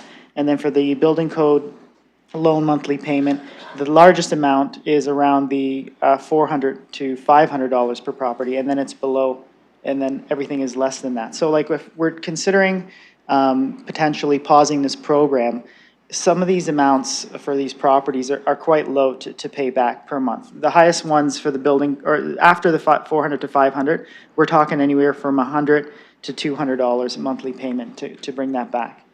So it's just, if we were to consider, you know, really what the impact will be, like I would be more willing to not pause the program. I would be more willing to have the program continue for the payments to come back rather than pulling from the ECDEV reserve fund, just because we don't know what pressures we'll have on that within a month's time. So I'm a little hesitant. I know I get to speak again, so I guess I'll hear what committee has to say, but I would just say, just be mindful, or because I'm being mindful of, we are going to have these two big plans that are coming out, and these two big plans are really focused on, I guess, the economic engine of the city, which is the downtown. And then the other plan is that economic strategy for the for the entire city. And we're going to need money to fund some of those programs and some of those implementations in there. And if we kind of make this decision now, we could be at risk of not being able to fully fund those. So I guess I'll speak again once the time comes. Okay, I have Councillor Hopkins next. Yeah, thank you. And this is on the amendment. The amendment to the amendment. I appreciate my colleagues working together and coming up with a consensus on the amendment. Now, I hear the concerns from the... For clarity, Councillor, we're on the amendment as amended. So what we're debating now is draw from ECDEV Reserve Fund, keep program going, get some reports back. B and C. And whether we want to add those in. Yes, B and C plus the pieces I added on the reporting. Thank you for Okay. that clarification. And just understanding where Councillor Ferrer is coming from and the two plans that we're going to get in June, I wonder, and needing a little bit more information. I'm always reminded here at council, we're making decisions on council when, this to me is like committee work. Is there an opportunity, maybe through you, Your Worship, to staff, if there's an opportunity to refer this back to PEC and get further clarification? And I understand notices have to go out to businesses as well, so I'm just trying to understand that timeline. But again, is there an opportunity to have it go to PEC, understand the numbers, knowing that we've got the two plans coming to us as well?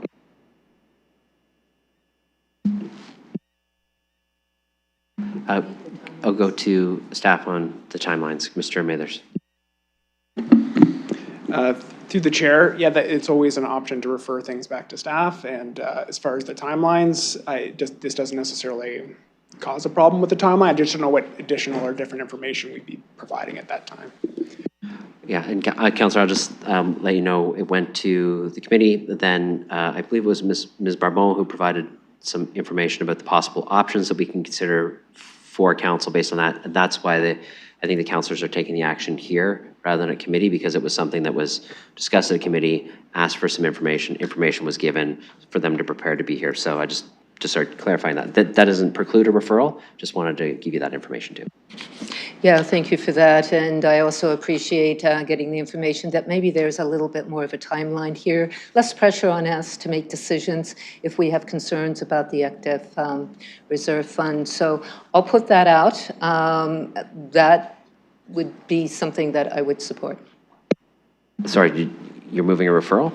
Or? Yeah, I'm happy to move the referral, but okay, well, I was just anything. clarifying when you said I'll put that out when you talked about a referral. I didn't want you to sit down, lose your speaking time, and then you say you moved a referral and you wanted to. Well, I know other councillors have not spoken. I want to hear from my colleagues as well. I just want to share with you, just making a decision right now.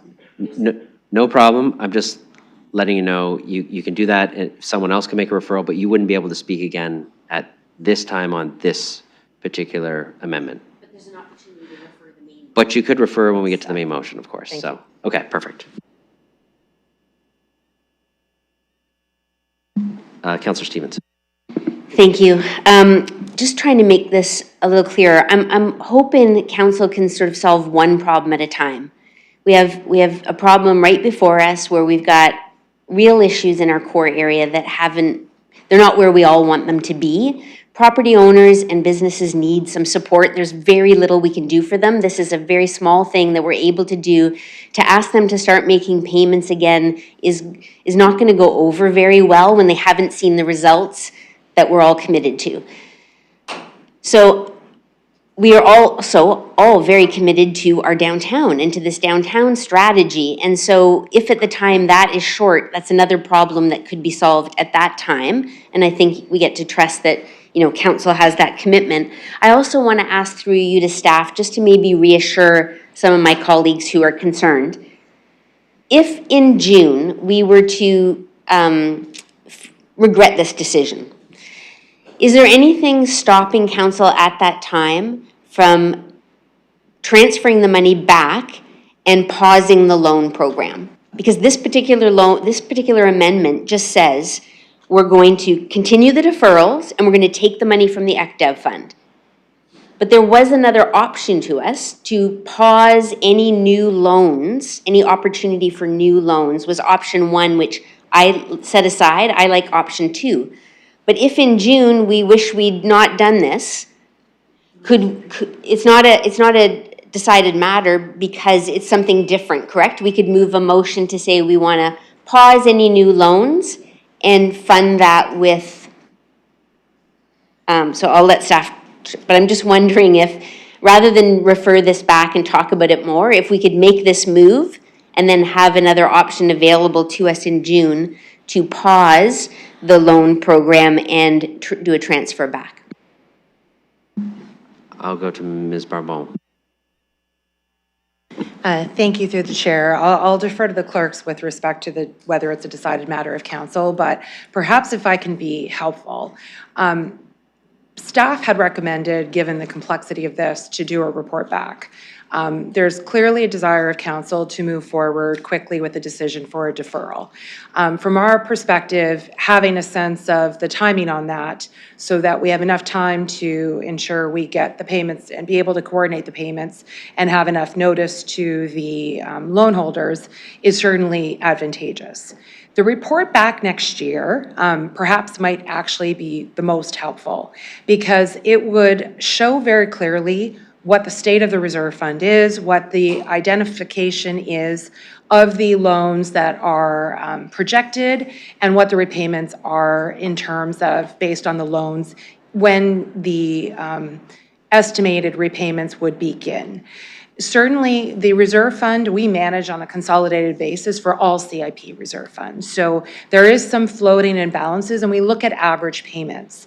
So as we identify, yes, payments might be higher, but there are payments that will end, and we look at that over a period of time. The cash flow doesn't match specifically we have some assumptions, but it's a little bit more complex in terms of the cash management on the reserve fund overall, which is why we look at the repayments to be able to keep that going.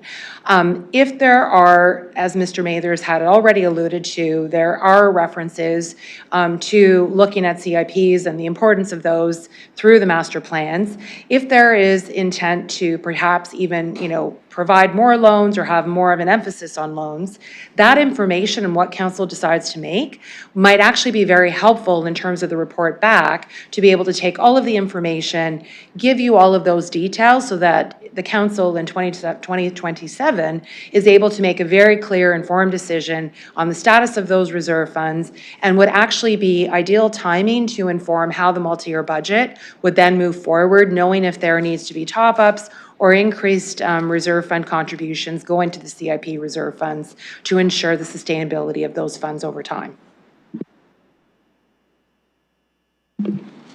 Go ahead. Thank you for that. I do fully support this amendment and the motion, but just to acknowledge some of the concerns in the room. If we were presented in June with a downtown strategy and we wanted to take this 1.15 million back, could we as a council at that time decide to pause the loan, any new loans, and take that money? I just want it to be clear that I see anyway, that the door to that option that is being put forward doesn't close, but we can make that as a decision as we're looking at the downtown strategy as a whole. So I'm going to rule on that because I'd be the one who would have to decide at the time. Given we are not passing a motion in the affirmative to pause the loans now, there's not a decided matter of council on pausing the loans. So you've populated the Economic Development Reserve Fund with money. The loan program we're taking no specific action on, which means we're basically saying keep the deferrals going. I think so. Let me consult with the clerks. I want to be.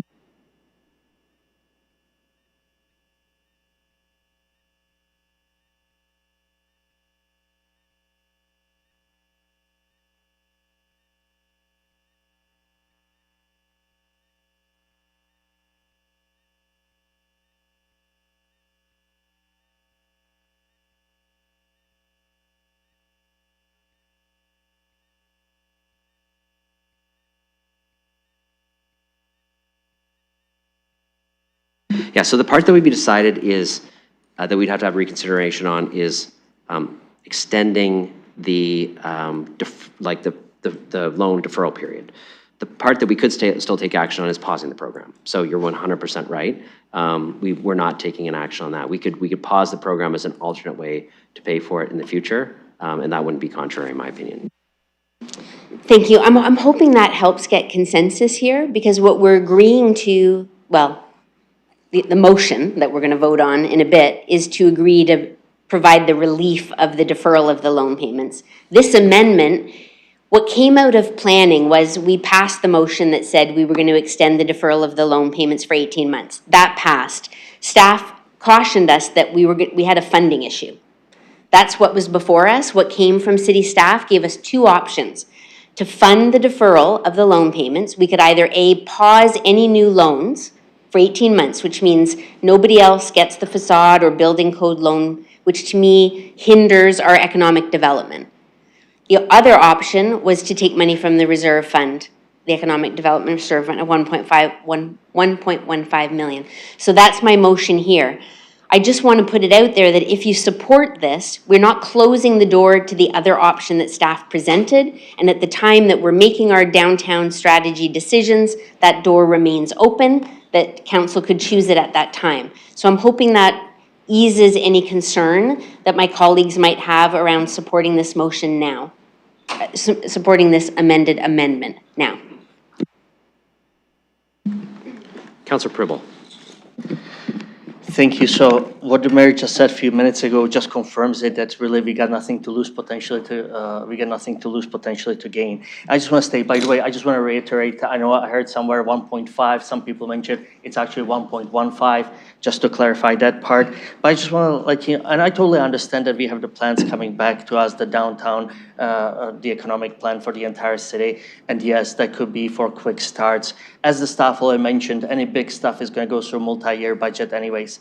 They reiterated, but I want to, everyone who's been in business, they know that retention is much better, much easier, much cheaper than acquisition. And this is really a potential for retention. These are the loyal businesses that have been here and they have delivered for us. And if there is a need, I believe we strongly need to be for them. And actually, we even have the letter from both BIAs that are 100% involved in this, and they are talking to the members on a daily basis. They are very much supportive of this, to continue, not just to defer the payments, but also to continue because the need is there. So again, especially what was said now in the last few minutes, I really hope we can have a clear support for this, for the amendment, then for the full motion. And let's move to another point on the agenda. Thank you. Any other speakers on the amended amendment? You've already spoken to the amended amendment. Okay, we're going to open that for voting.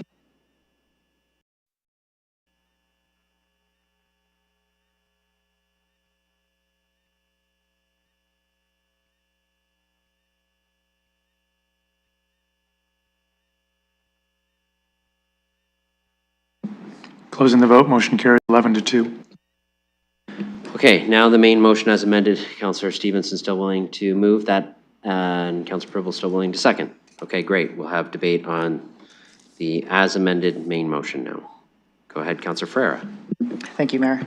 So I can't support the motion as it is, just because there's still that concern with the draw from the Economic Development Reserve Fund. There's some questions that I was writing down. Like if we were to come back in June, after we get the downtown plan and the ECDEV development strategy, and say, okay, we know how much this is going to cost. We know this is going to draw on the ECDEV reserve fund. We don't have enough money now because we drew it from here, and then we can pause this. My original question about a referral and asking, do we need to make a decision now? Because, you know, staff have to do the work, have to identify the property, send out the mail outs, get the properties to respond back. How will that impact that at that point? Like, should we not make a deferral now for the decision and wait until we get it back? Because I feel like if we were to come back and make that decision in June, we'll be even more hard pressed to do that work, that administrative work. So I'm not going to have a staff answer a should we question, which you said. Let me just articulate what was mentioned before, and that is the thing that we are deciding today is essentially that loan payments don't have to happen until March of 2028. We are not deciding whether or not we pause the program at some point for new intakes, but we've essentially backfilled the CIP program to prepare for that, for new loans being issued. So if we paused the program in the future, there would be an excess of funds in the CIP reserve fund that perhaps could reallocate it to other projects. That would be a future decision of council. So, but I don't want our staff to answer, should we do this or that? These are the options before us. There's not a right answer. These are pathways that we can pursue. Could let's confirm, just kind of reduce it down to like an administrative process. Like, would staff have a greater difficulty in, I guess, processing this work and sending out the mailouts if we were to reverse course in June? So if we're making a decision to pause the repayments, and we're not changing that, we decide that today, there is nothing on the repayment side that they need to provide notices for. Those notices will be given.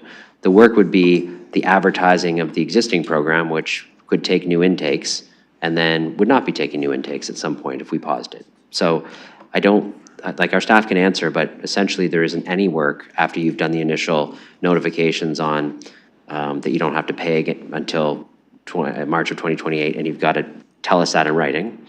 But you can comment on the administrative work of advertising if the program was paused for new intakes.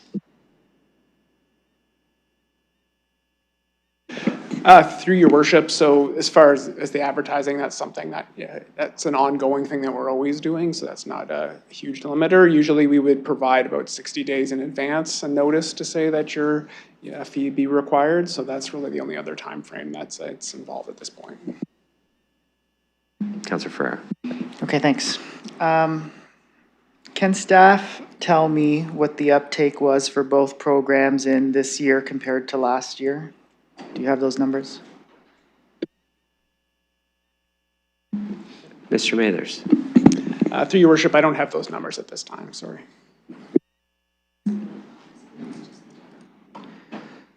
Go ahead. Okay, thanks. I have the numbers. I don't know if Mr. McCauley's online, but the numbers that he gave to me was in 2026 for the facade improvement loan. We've only had one applicant look to get that loan. With comparison, in 2025, there was 5. And then for the upgrade to building code loan program, we had 2 applicants in 2026, and last year was 5 as well. I still have the concern of drawing from the Economic Development Reserve Fund. I would much prefer to just pause the issuance of these two CIPs moving forward, considering we have the very low uptake, so we don't have that impact on the ECDEV Reserve Fund. And especially, my concern is, again, going back to, I'm worried that we're not going to have enough money, depending on some of the actions coming out of those 2 plans coming forward. If we could defer or refer the motion until we can make that decision after, especially if there's a discussion about potentially flipping course once we find out, that would be good. Can I move a motion to refer to? Yeah, motion to refer. Is there a seconder for a referral? This Councillor Trossau. Okay, we're on a motion to refer. Do you want to provide some rationale for that? Yeah, the rationale is exactly what I was saying. I think we should wait until we know what those 2 plans are going to have in them before we make a decision here, especially one that could directly impact those 2 plans and any type of interim funding actions that would come through. So it would be to defer this decision until we find out what's going on with those 2 plans. Okay, on the referral, any other speakers? Go ahead, Councillor Rahman, and then Councillor Trossau. Thank you. And through you, on the motion to refer, can I use my, I'd like to put the question at this point.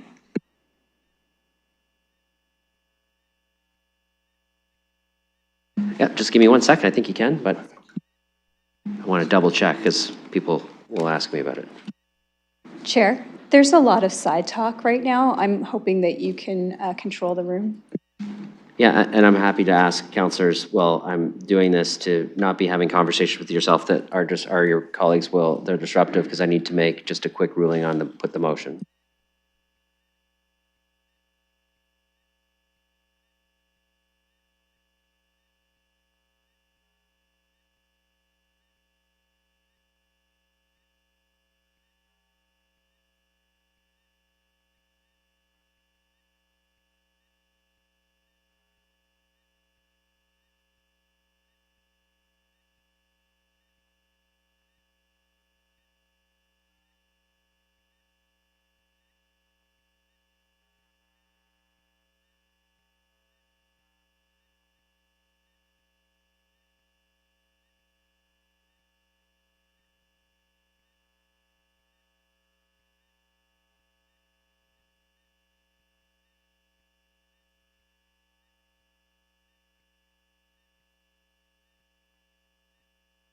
Okay, sorry I had to take a moment for that.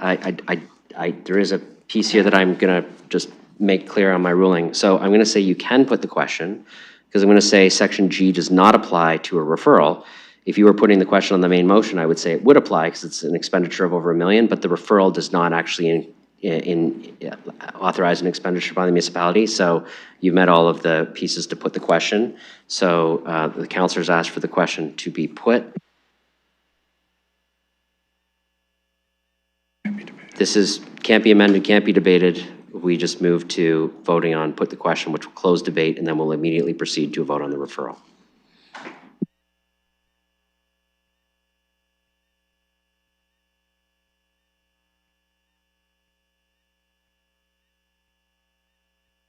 So this requires a 2/3 vote to put the question, and the way it's worded is the question shall now be put, which means we're going to, if you vote yes, we're proceeding immediately to a vote on the referral. Okay, so we'll open that for voting.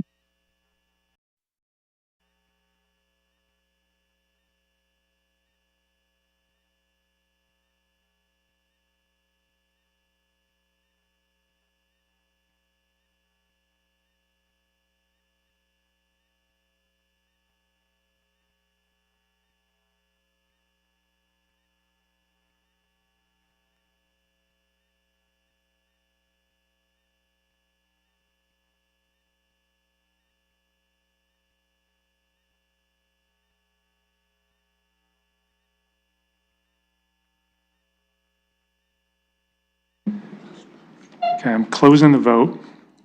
Motion carries, 2/3, 10-3. Okay, so that means we'll immediately proceed to a vote on the referral, Councillor Ferrer's referral. So we're going to open that for voting.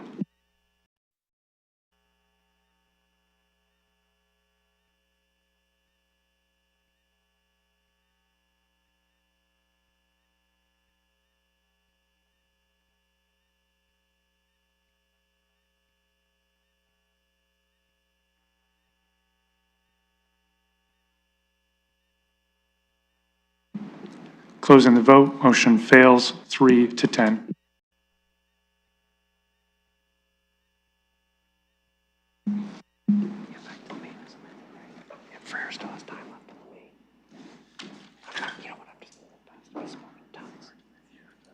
All right. On the main motion, I have Councillor McAllister next. Thank you through the mayor. I forgot. It's been a while, so thank you for giving me the chance to speak to this item. I was just waiting for everything to kind of work its way through the system. I know in terms of, what Councillor Ferrer said in terms of what he views as the uptick, I would still say from an area that has a CIP, there is still a lot of benefit to this program. There are businesses that are on it and would definitely appreciate the deferral. Apologies, the Hamilton Road BIA couldn't submit a letter. I'm sure they would have as well, but they got other things to deal with right now. I would say there's a lot of value in these programs. As an area where often, unfortunately, I have to resort to demolition, I think having these options available in areas that are really struggling is very important. And I would say from my experience with discussions with these programs specifically, I think we could do a better job advertising them. I take the opportunity whenever it's presented to me to bring this up, especially in buildings where they could have tenants, they could do the facade improvements, upgrade the building as well. These are important things, especially in areas where we've got older buildings that really need the work.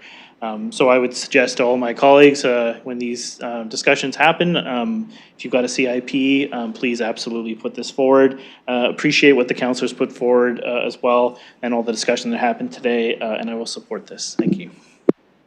Okay, any others on the main motion as amended? Councillor Stevenson. Thank you. I just want to quickly ask for support again on this. It shows council's continued commitment to this area, and it allows, we want people to get the facade loans and the building code loans. We want them to invest in our core area. This is our way of doing it. And again, as Councillor Pribble said, retention is easier. Cash flow is everything to businesses, and even $200 a month makes a difference.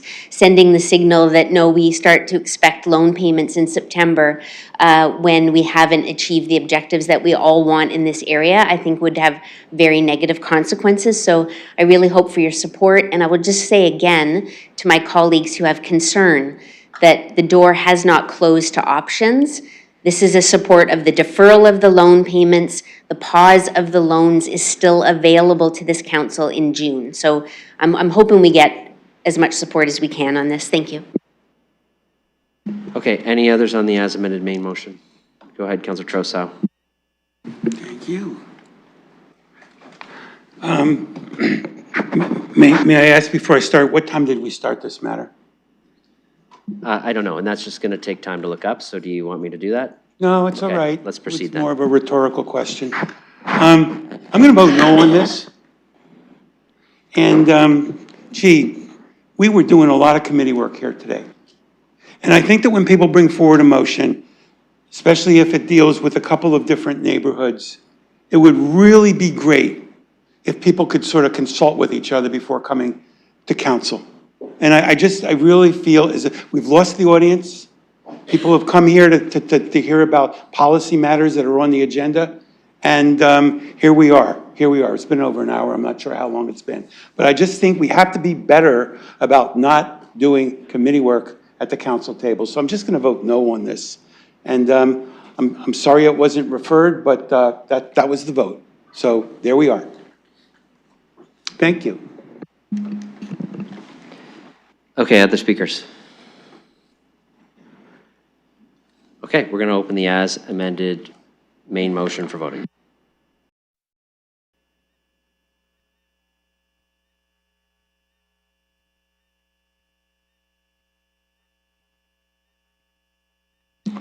Closing the vote, motion carries 11-2.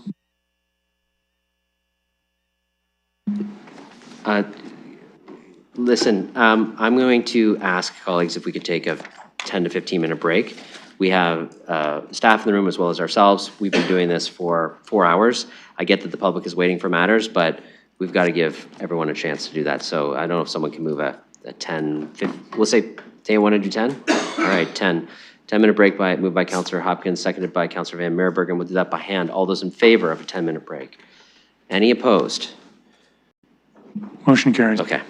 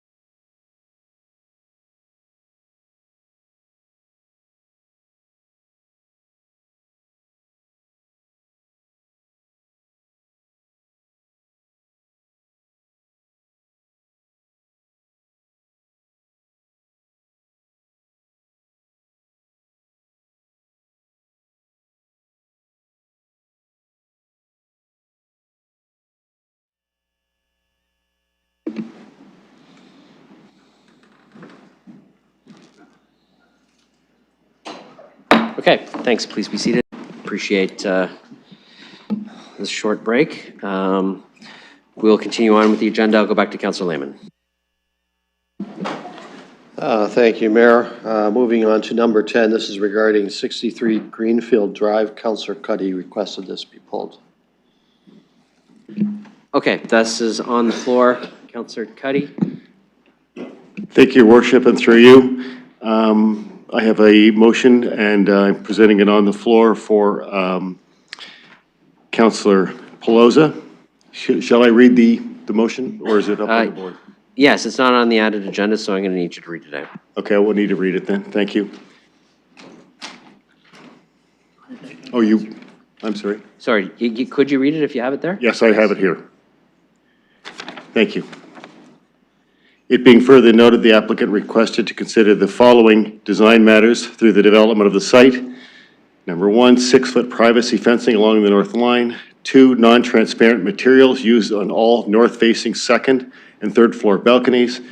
And number 3, coniferous replacements for any trees damaged or removed along the north property line to ensure year-round privacy. Sure, and I'll second that to get it on the floor so we can proceed.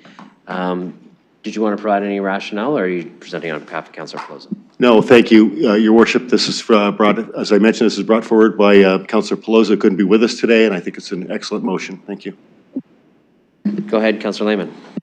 I'll speak briefly to it. Councillor Pelosa would like to get this as an amendment. Normally we'll go to site plan, but site plan is not an available option on this particular development.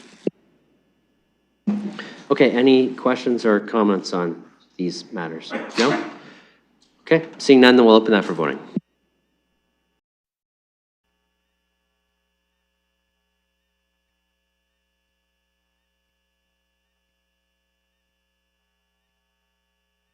Closing the vote, motion carries 13-0. Okay, and now I need the motion as amended. Councillor Lehman, you're willing to move that? Okay, Councillor Cuddy, willing to second it? Yes.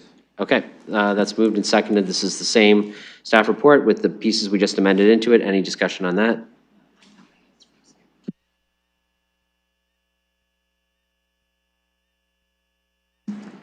Then we'll have it up in just a moment.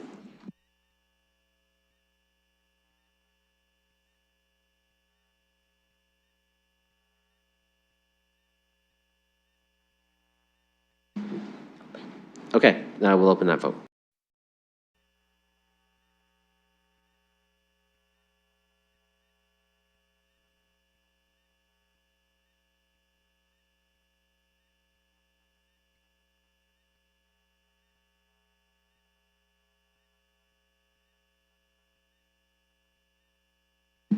Closing the vote, motion carries 13-0. Councillor Lehman. Thank you. Moving on to number 11, this is regarding 350 to 356 Windermere that was referred at PAC. Councillor Trosso had asked this to be pulled. Okay, go ahead, Councillor Trosso. Yes, I may or may not, through the chair, have an amendment depending on the answer to my question. So I might want to amend this to say we should deny it without prejudice so it could come back, but if the motion's okay as it is, I won't make the amendment. So my question is, do we run any risk that this matter, due to time, be taken up on appeal before you're able to complete the request?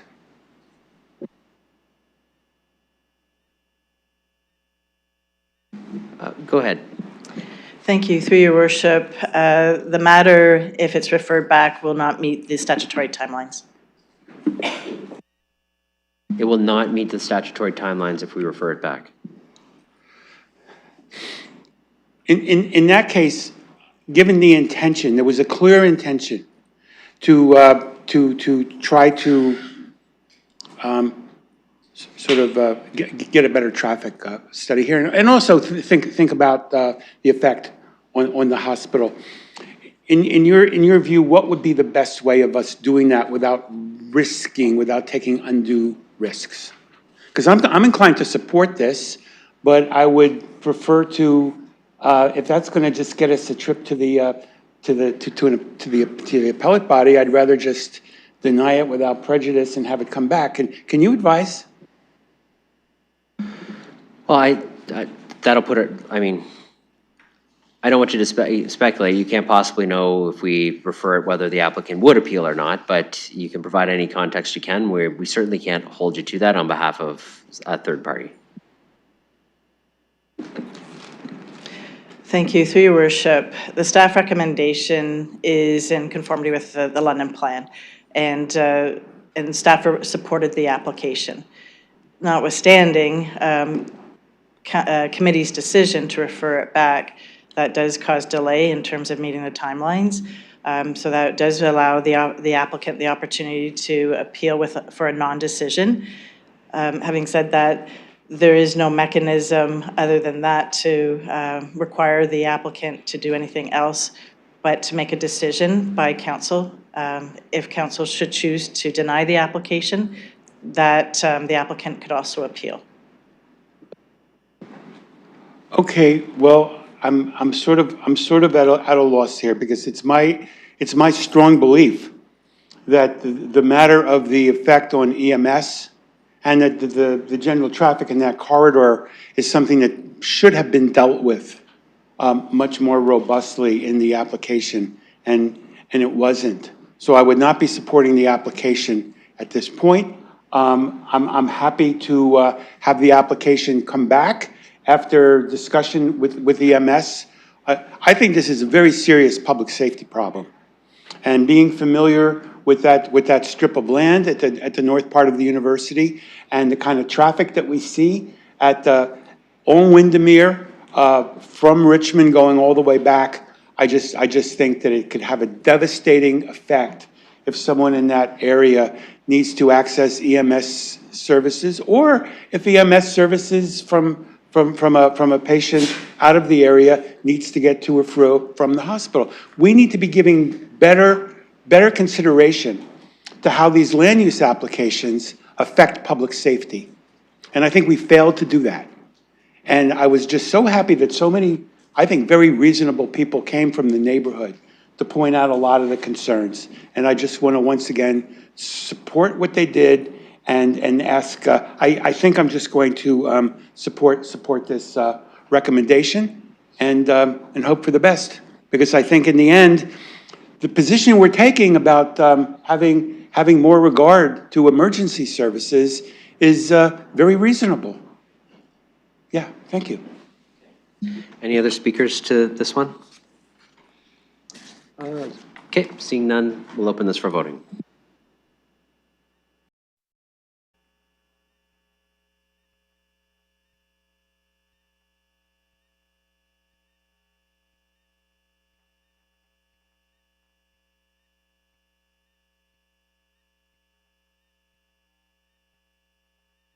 Closing the vote, motion carries 12-1.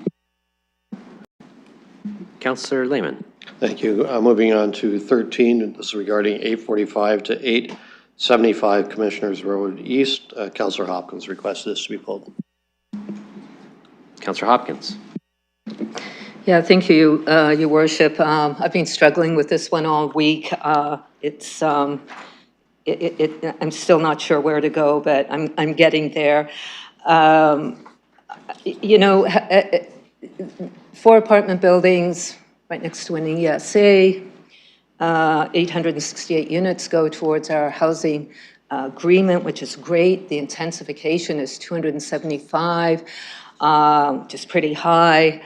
I was pleased to hear from the applicant that there will be no development on the ESA and the extra buffering around the development. Pleased to hear that, but I'm still really stuck on this one. And I'm very supportive of the changes of the 50% native species in the recommendation.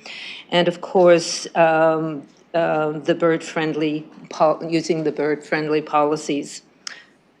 This is what I'm disappointed in, though, is that we have removed a part of the recommendation which allows the building entrances are to be orientated towards the public street with pedestrian connections to Commissioners Road East and consideration of a maximum floor plate as well above the 8th story to mitigate shadow and provide a slender tower portion That's not in that recommendation. I think these are important components of having this go through. The other thing, I just want to make a comment on the updated EIS.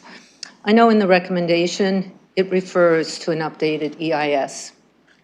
So it's in there, but I think we could have made the recommendation a little bit stronger as we develop, intensify around an ESA. So for that, those are just my comments, and I won't be supporting it. Okay, other speakers, go ahead, Councillor Trossau. Again, through the chair, I gave a lot of thought to some potential amendments, but being mindful of people's time and the fact that this was sort of discussed, I think, at some length at the committee, I think I'm just going to state my objections, at least some of them, at least the ones I can get into 5 minutes, about this project, and then just say I'm gonna vote no. I am exceptionally disappointed in the way this has come before us. I think that there were some serious flaws in the staff report, which I believe some of them were addressed, but some of them were made worse. I am very concerned about the fact that there is not a complete EIS. Apparently, others don't share that concern. Not only is there not a complete EIS, but there are some really good recommendations in the EIS. Did you know that there are actually 50 recommendations for mitigation measures in the EIS? And I guess I would ask that without going through each of the 50, which I wouldn't have time for, to what extent are those 50 recommendations in EIS, incomplete as it was, but in the completed part of the EIS, to what extent are those recommendations going to be incorporated into the project? To what extent are they binding, or are these just recommendations that the developer can or cannot adopt? Go ahead. Thank you. Through your worship, I'd just like to clarify, the EIS was complete enough to establish the zone boundary, and that's why staff recommended approval of this development. With respect to the EIS recommendations, that's the consultant's report prepared for the applicant that's shared with staff. And while it may not be fully accepted yet, there's a second part to it. Those recommended mitigative measures will be incorporated in either on the site plan or in the development agreement conditions. And so that's how it finds their way. The next step would be to refine the elements of the EIS, and that's the part that I believe that the councillor is referring to, that will find its way on map 5.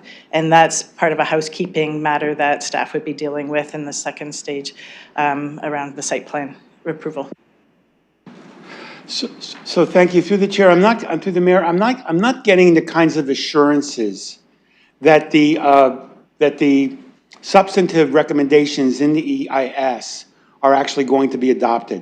They may be, they may not be, and it's up to the site plan process. As we know from our further discussion, past discussions about the site plan, we know that these are not binding conditions, as would be in the case of a holding provision, or for example.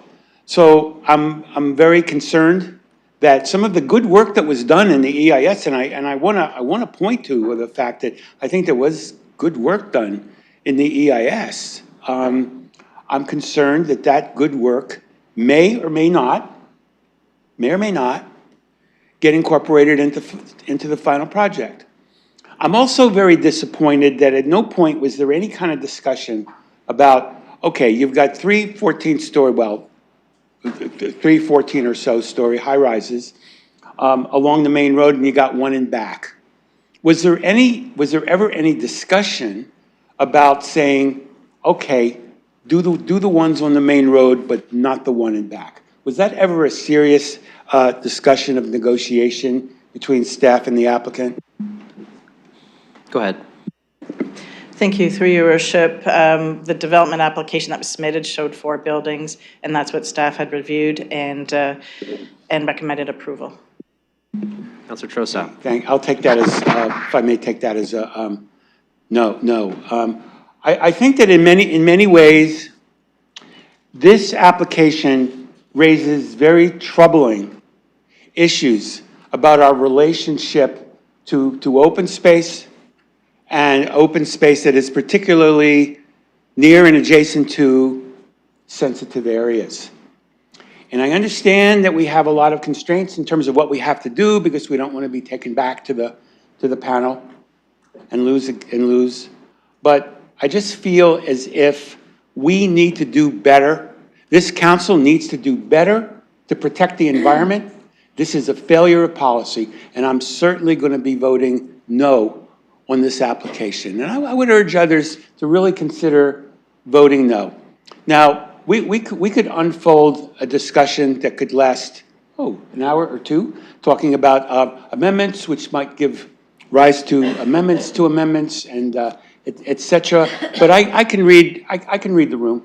I can read the room. So I'm just going to say I'm very disappointed with how we've treated this application. I'm very disappointed that we're going to put so much density in this area, and I'll just simply be voting no. And I'm sorry that it's come to that, but I don't think I have a lot of choice. I cannot support this application. Thank you. Okay, other speakers to this application? I'm going to speak briefly to it. I'll hand the chair over to Councillor Rahman.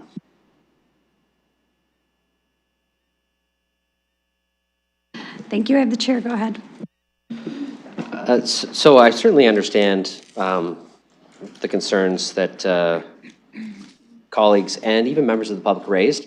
But we actually have to be pragmatic here and recognize the history of the site and what's allowed to be developed on it.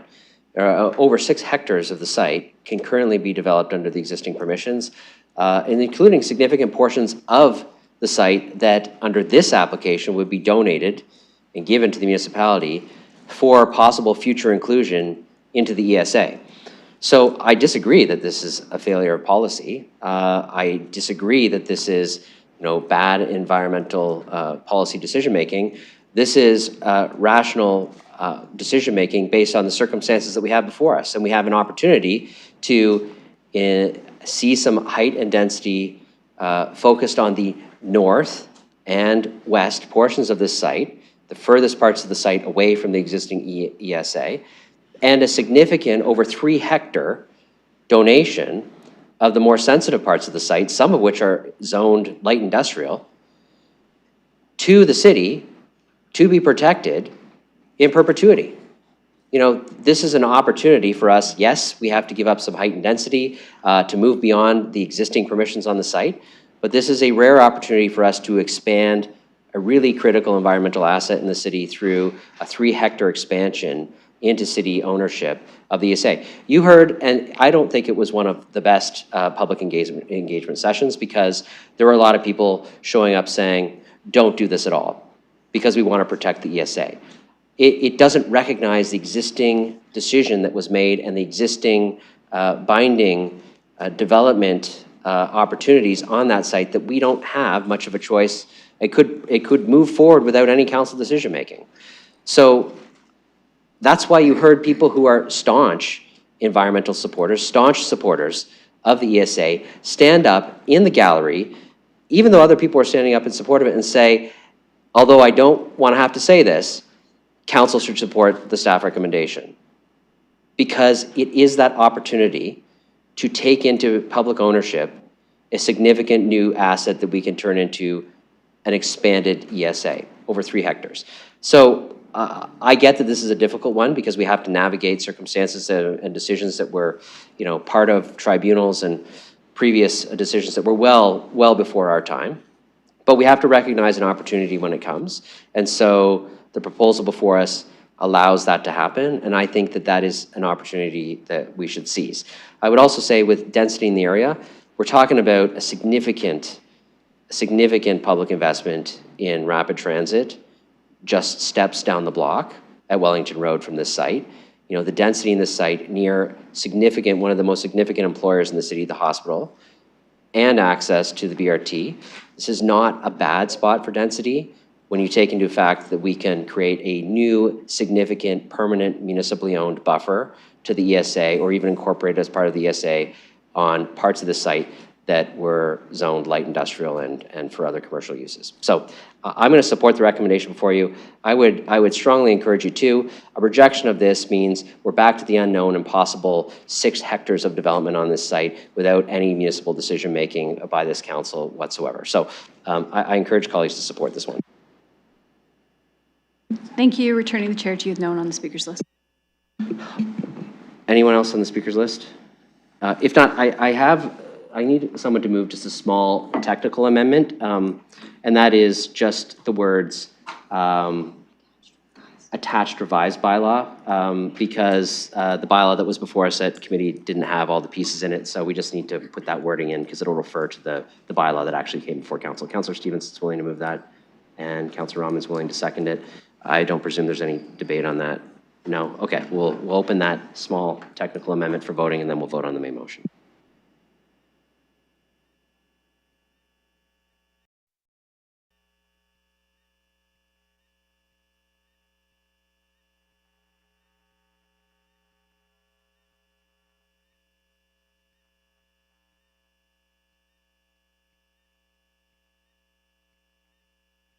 Motion carries 13-0. And I'll have Councillor Lehman move this, and then I'll second it, and we'll open the main motion for voting.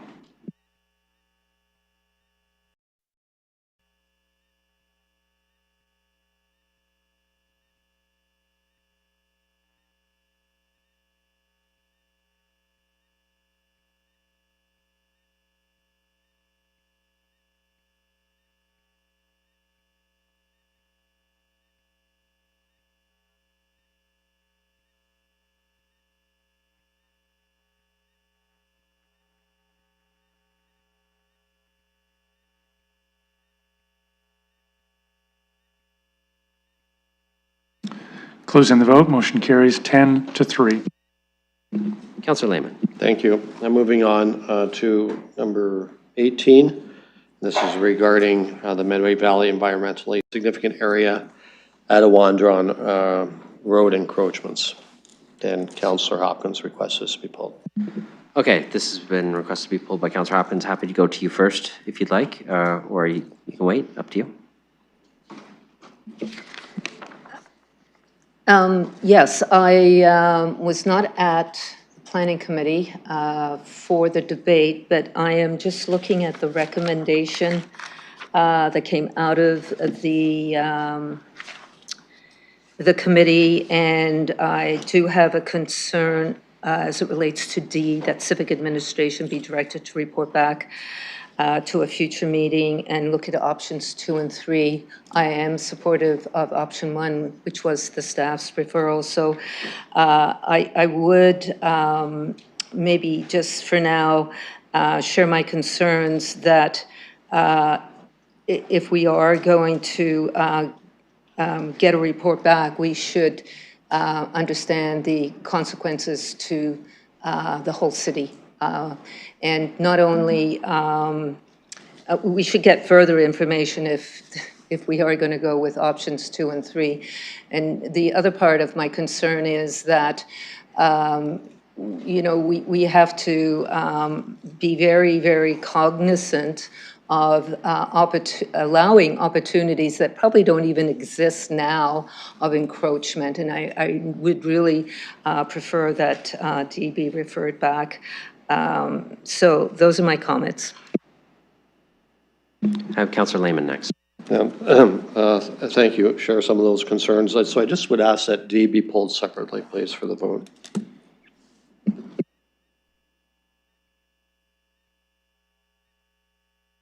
Yes, we can do that, and I think we'll do D first when we get to it. But we'll do debate on the whole thing until the vote, and then we'll pull it separate. Other speakers to this, Councillor Trossau.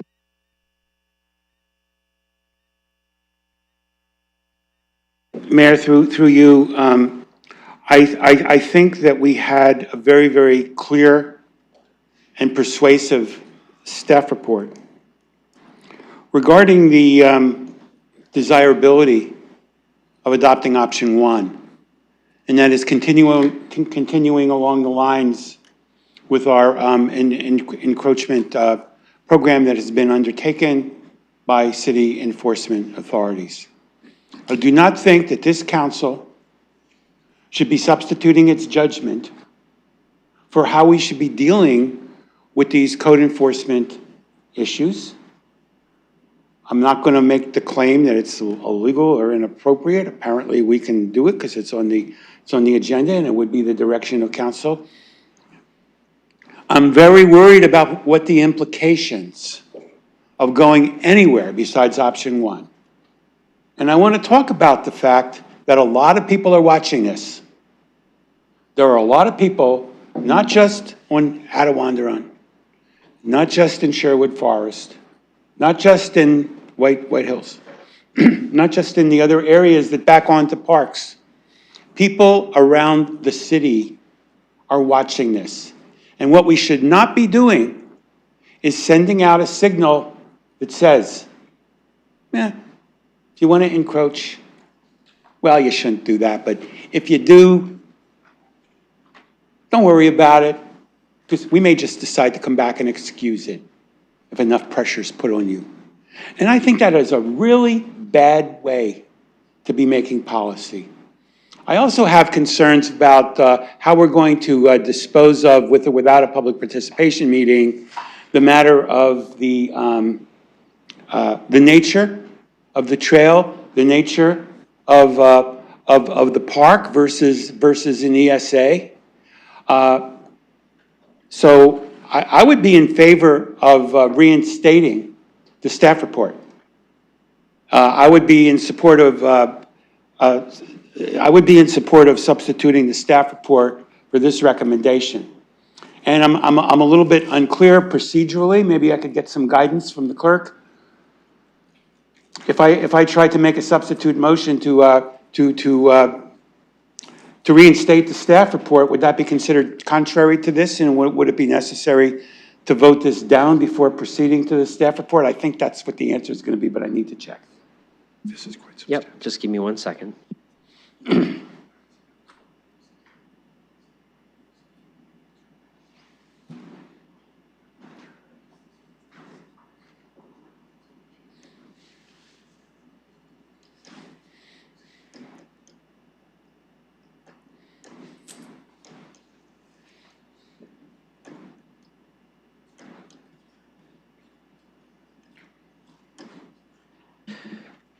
So, Councillor, I think if you wanted to put a different recommendation on, you're probably going to have to defeat what the committee approved because it's relatively substantive, and then you can put something else on. Yeah. Thank you, and that's into the entirety. There's the encroachment issue here.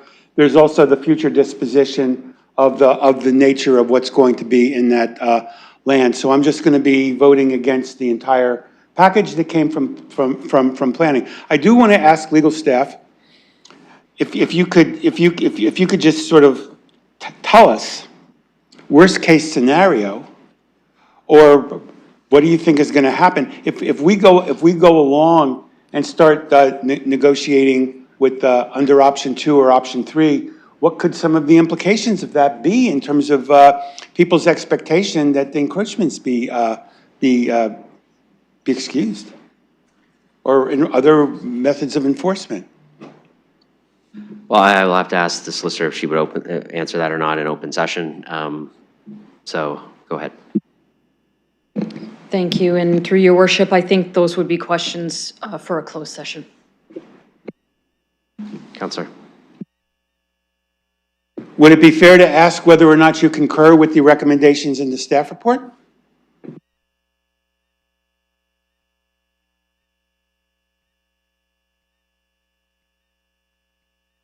Yeah, so Councillor, so Civic Administration wrote a report that has concurrences on it. I want to be cautious about you asking the solicitor a question that might get into revealing what might be her advice in camera on something or not. So I'm not going to allow that question. What you have is an original staff report with multiple concurrences and signatories on it, and staff reports are reviewed by legal regularly. So I just want to be cautious that this, because the solicitor just answered, there are components of this that she would answer questions in camera. And I want to just express caution in the way that you're asking that question, because it might lead to her essentially providing legal advice in public by answering a question in a way that you're wording it.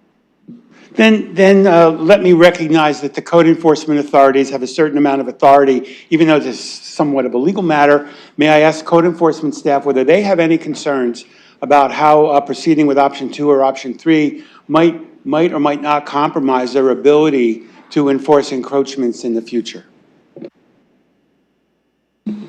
Mr. Mathers.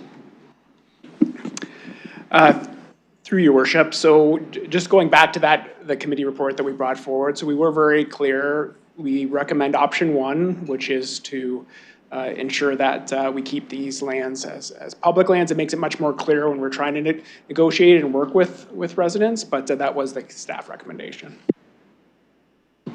Okay, well, I think I've made my position pretty clear here, and I'm not going to make any amendments. I don't think I can.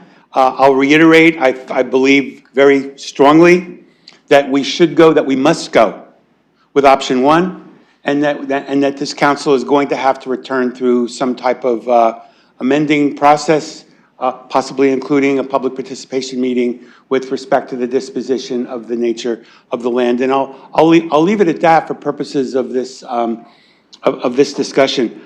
I really want to urge my colleagues to reject the motion that's on the floor and return to the staff report. I believe that we're going to be suffering a lot of pushback, a lot of loss of confidence in our boundary system, and perhaps additional litigation, although I won't ask about that now. But I think there is going to be a loss of confidence in what we do if we do not go with option 1. So please vote no in its entirety on the motion that's in front of you. Thank you very much. Okay, other speakers to this? Go ahead, Councillor Stevenson.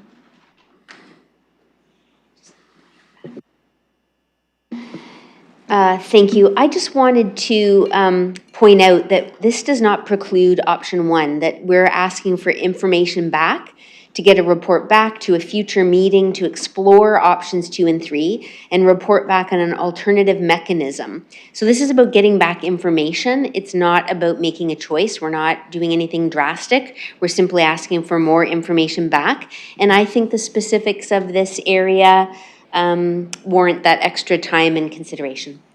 So I will be supporting. Okay, other speakers to this? Go ahead, Councillor Rahman. Thank you, and through you, I appreciate the opportunity to speak to this item. So to start, I just want to say I spend as much time as possible in the Medway Valley. I walk it frequently during the week, clean it up when I can, including this coming weekend, and I'm generally supportive of the CMP. The motion in front of us at this time is to request a report back to assist residents and council to understand the opportunities and consequences to addressing the boundary issues. Personally, I would lean towards a case-by-case assessment for option 3, which is an encroachment agreement where the city maintains ownership should residents not comply. My understanding in my conversations with residents in the area is as of March 25th, and the letters included in our package, residents have been encouraged to comply with enforcement, meaning option 1 is actually still live. There is a cost to comply for homeowners, and this is something we can't and haven't really discussed. We haven't discussed the financial implications for people in this area to comply with the enforcement order. So a few things. One, and you see it in the letters from ARNA, the Attawandaron Residents Neighborhood Association, a survey of this area has not been done other than an aerial photo. So when markers were placed in their backyards, they are very unclear at this time as to whether or not those markers are as accurate as possible when it comes to the encroachments. They've been told, and they've been told that they are to comply with the orders. There are things like trees and shrubs. They're not sure if they're native or non-native, and they're trying to figure out what's going to be the implication for those trees and shrubs if that fence that they had comes down. And in their minds, some of them, in my conversations with them, they're incensed by the fact that the city may require those trees and shrubs, some of them very old and mature, to come out of their yards. There's an issue with the slopes in those backyards in some of the backyards, about 5 or 6, where the fence line and the slope line, again, is very unclear. And if they comply with the order, it may not actually allow them to put a fence in their backyard at all. So there's lots of unanswered questions, but yet they feel like all they've been told is to comply. So a report back actually buys us time to give people more information as we continue to explore the conversations with the area. Conversations within the letters that we've received, the communication you've received, people have been very clear in this area that there has been very limited communication. 1978 subdivision agreement, 2024 enforcement action. And in between that, there was a conservation master plan. And the conservation master plan had one neighborhood representative who doesn't live in their neighborhood anymore. So the agreements around the trail, the level 3 trail, and all the different components of the CMP may not have made it to residents in that area. And because of that, they've asked for more information. And so again, this is not a decision point on what happens next, whether or not we decide on option 2 or 3. It's another report back to give people more information, more time to ask their questions from within those boundary disagreements, and to find out more information about the options that are in front of them.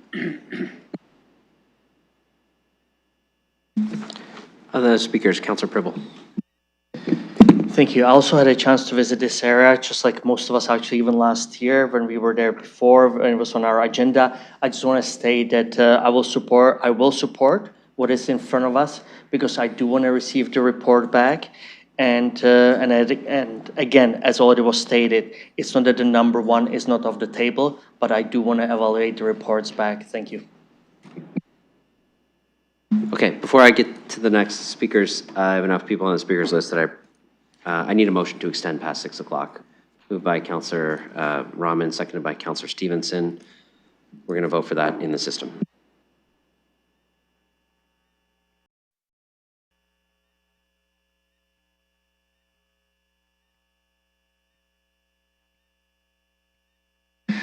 Closing the vote, motion carries 13-0. All right, I'll go to Councillor Ferreira next. You're next on the list. Thank you, Mayor. So I'm here in the debate, and we spoke to this at PEC as well. But I don't want to convolute everything that's going on to it. Let's just reduce it right down to what is this about. And it's about property owners who are abutting parkland or environmentally significant areas, and building, whether they build a fence or something on it, and they encroach on the area, and now there's a dispute between whether that land should be, I guess, owned by property owners or licensed, and whether the city should continue on its enforcement for any type of encroachment on city lands. I think that, with options 2 and 3, I understand that this is a report back for more info. This is not making a decision right now, but it's also a signaling of council being, up for the discussion on, are we going to consider this potential encroachment? Are we going to consider potentially finding the lands to be either surplus, selling it to the property owners, or licensing the land as some type of agreement, and allowing these encroachments to take place. And I think that signaling is an issue. I think what we should be doing is just signaling right now and saying, you know, it is not okay for publicly owned lands to be taken over by property owners. It is not okay to basically see these public lands, especially parklands, especially environmentally significant area lands, and potentially give them up to property owners. I think these lands are they belong to the entire city. They should be enjoyed by the entire city. And I think this would set a precedent, and it would open up the discussion and remove our ability to enforce any types of encroachments in the future. Like, if we were to signal this direction right now that we are willing to have this conversation, who's to know in the future a potential property owner who decides to build a fence or put a patio stone down on publicly owned land and say, okay, that's mine now, and then point to this item and say, you guys, you did this in the past, why would you say no to me now? This will hurt our ability to enforce such encroachments in the future. This does set a precedent that will undermine our ability to enforce city-owned land, to enforce publicly owned land. We should signal right now that this is not something that the city is willing to look into. We should remove any type of encroachments. We should recognize that this is publicly owned land available to everybody in the city. And if someone were to say, you know, I put my fence down here, this is now my land, we should say that, no, it is not. This is a city-owned land. And I think that we should just, you know, be consistent with our enforcement practices like we have in the past. I worry on how that will tie the city's hands in the future. And if we were to make a decision with respect to option 2 or 3 in the future, that's not gonna help the city's enforcement practice as well. It could lead to a whole bunch of items that are just going to not necessarily work in the city's favor. So I am not gonna be supporting the motions. I think we should go with option 1. I think we should signal right now that this is city-owned land, this is parkland, this is environmentally significant land, it belongs to everybody. And if someone were to build something, you know, from their private property and encroach onto the land, that doesn't mean it's your land. You know, I worry about that. What's to say private property owner who abuts a parkland moving forward after this decision doesn't decide to build a fence that goes out into the parkland and say, that's mine now, and I'm willing to have a conversation with the city on how that will happen. No, we shouldn't be doing that. Other speakers? Okay, I have a request to vote on D separately, which we'll do first. And then we'll vote on the rest of it all together. Okay, so we'll open D for voting.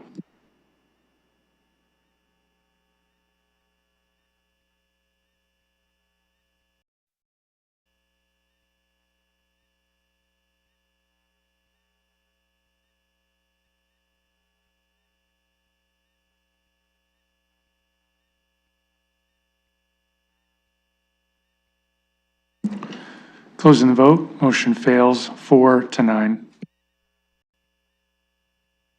Okay, and we'll open the rest of it.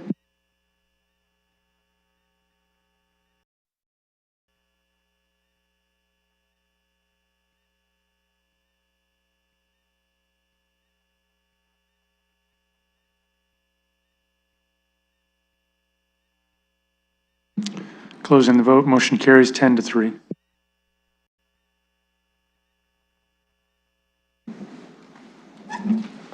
Okay, Councillor Lehman. Thank you, Mayor. That completes the 6th report of the Planning Environment Committee.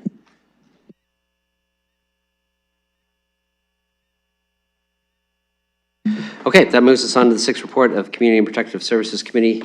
I'll turn it over to the chair to present the report. Councillor Rahman.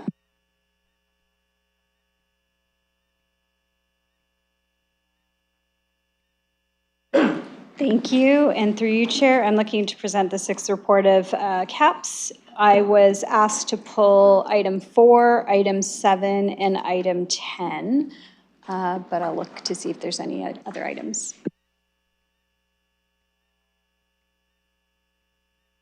Okay, anyone like anything else pulled separately besides 4, 7, and 10?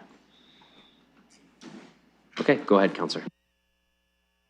Thank you. I will put on the floor items 1 through 3, 5, 6, 8, 9, and 11. Okay, those items are on the floor. I'll look for any speakers to those items.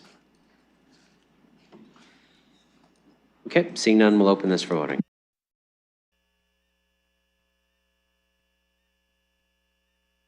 Hold on. Just pause that we'll vote. Sorry, in the added agenda, Councillor Frank had an item for 11. I just remembered.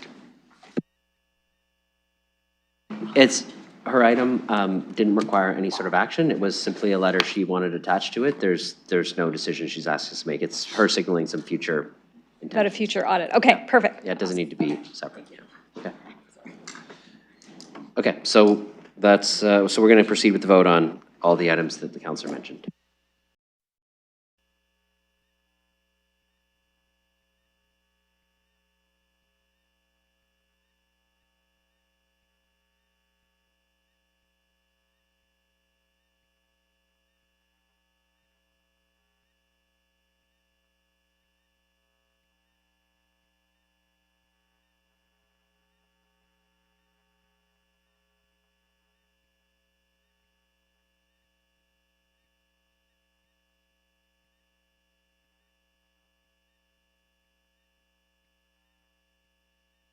Closing the vote, motion carries 13-0. Thank you. I'll look to put item 4 on the floor.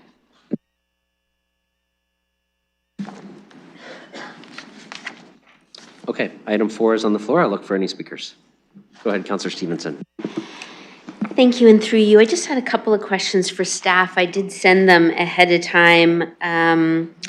Not sure if we can get answers tonight or if they'll come later, but on page 10 of the report, it talks about a reduction in the urgent wait list by 942, and yet only 321 housed from that same urgent list. So just if the public's looking at this and wants to know, I just wondered what happened to the other 600. Mr. Dickens. Thank you, Your Worship, and thank you for the questions ahead of the meeting today so we could have a response.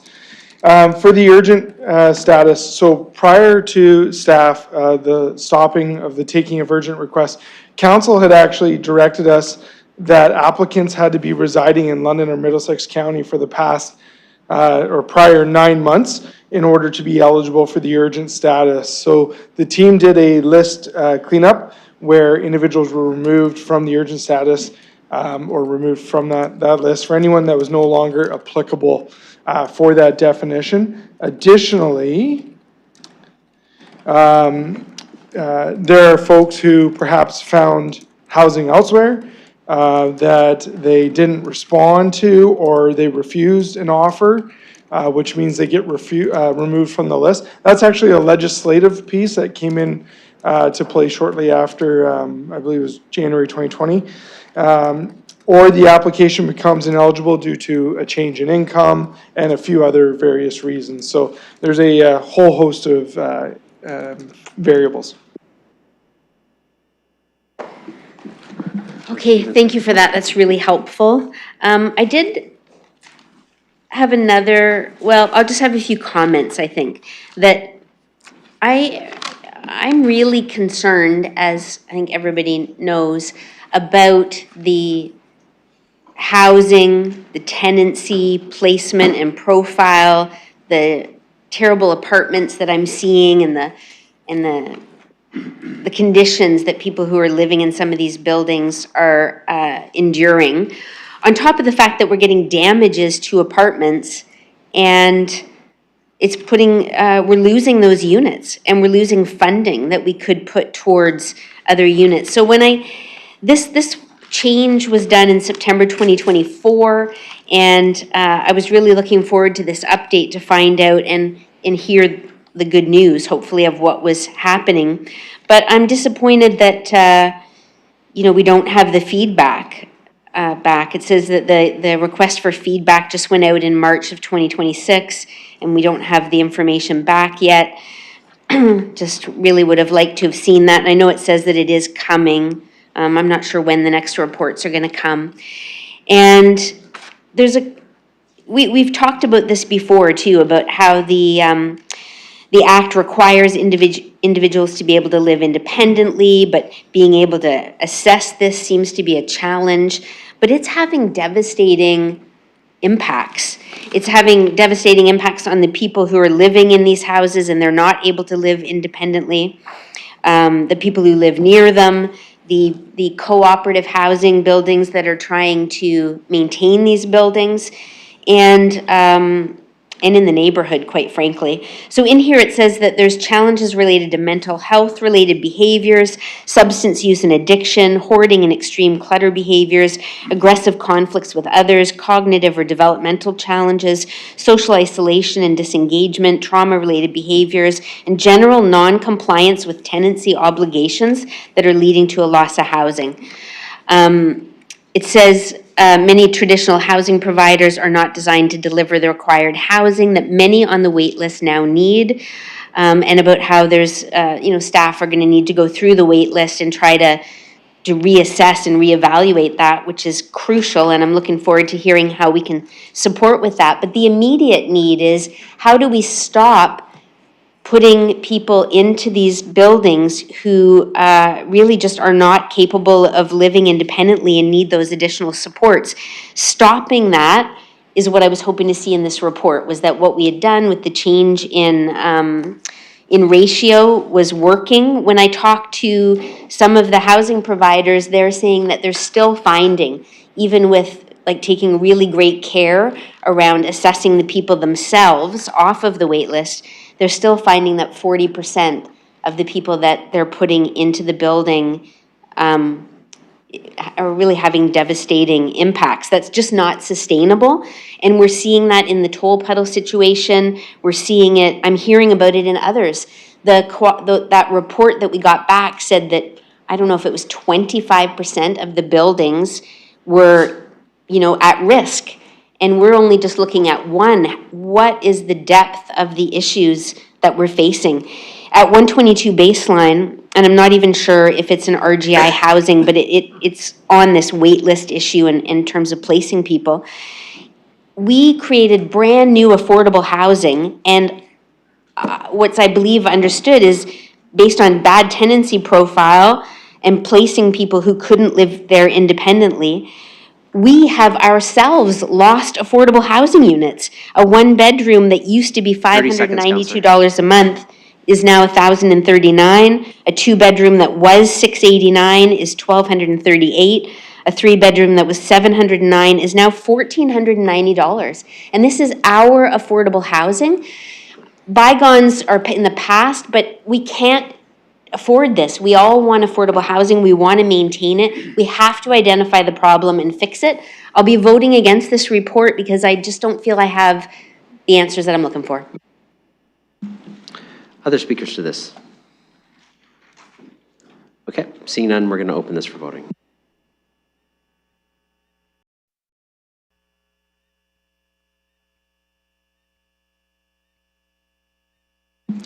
Closing the vote, motion carries 12-1.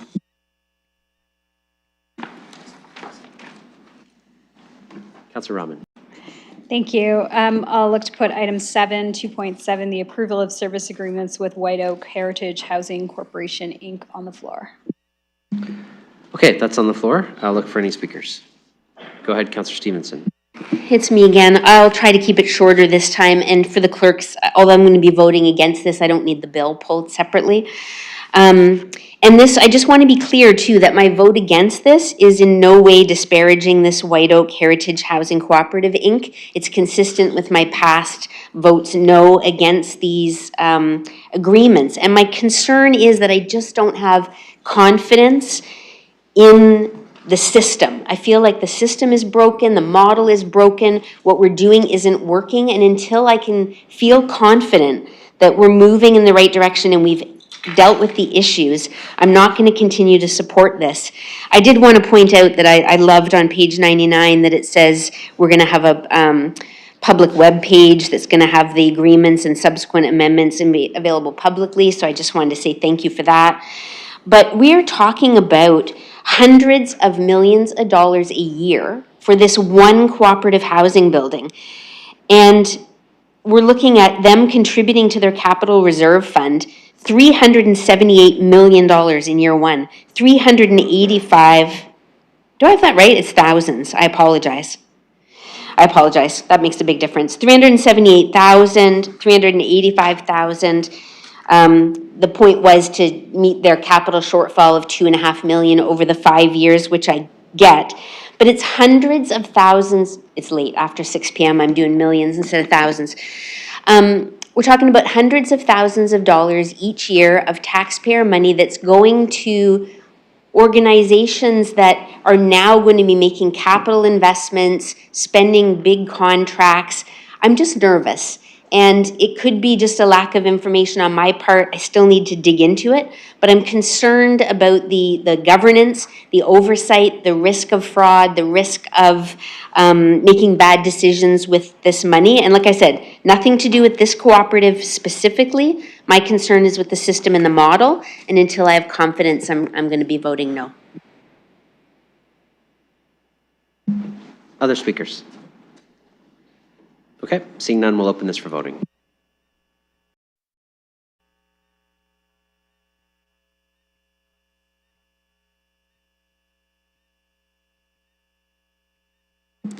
Closing the vote, motion carries 12-1. Councillor Rahman.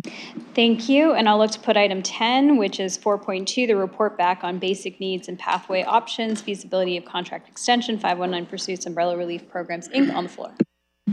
Okay, that's on the floor. I'll look to speakers for that item. Go ahead, Councillor Stevenson. Okay, me again then.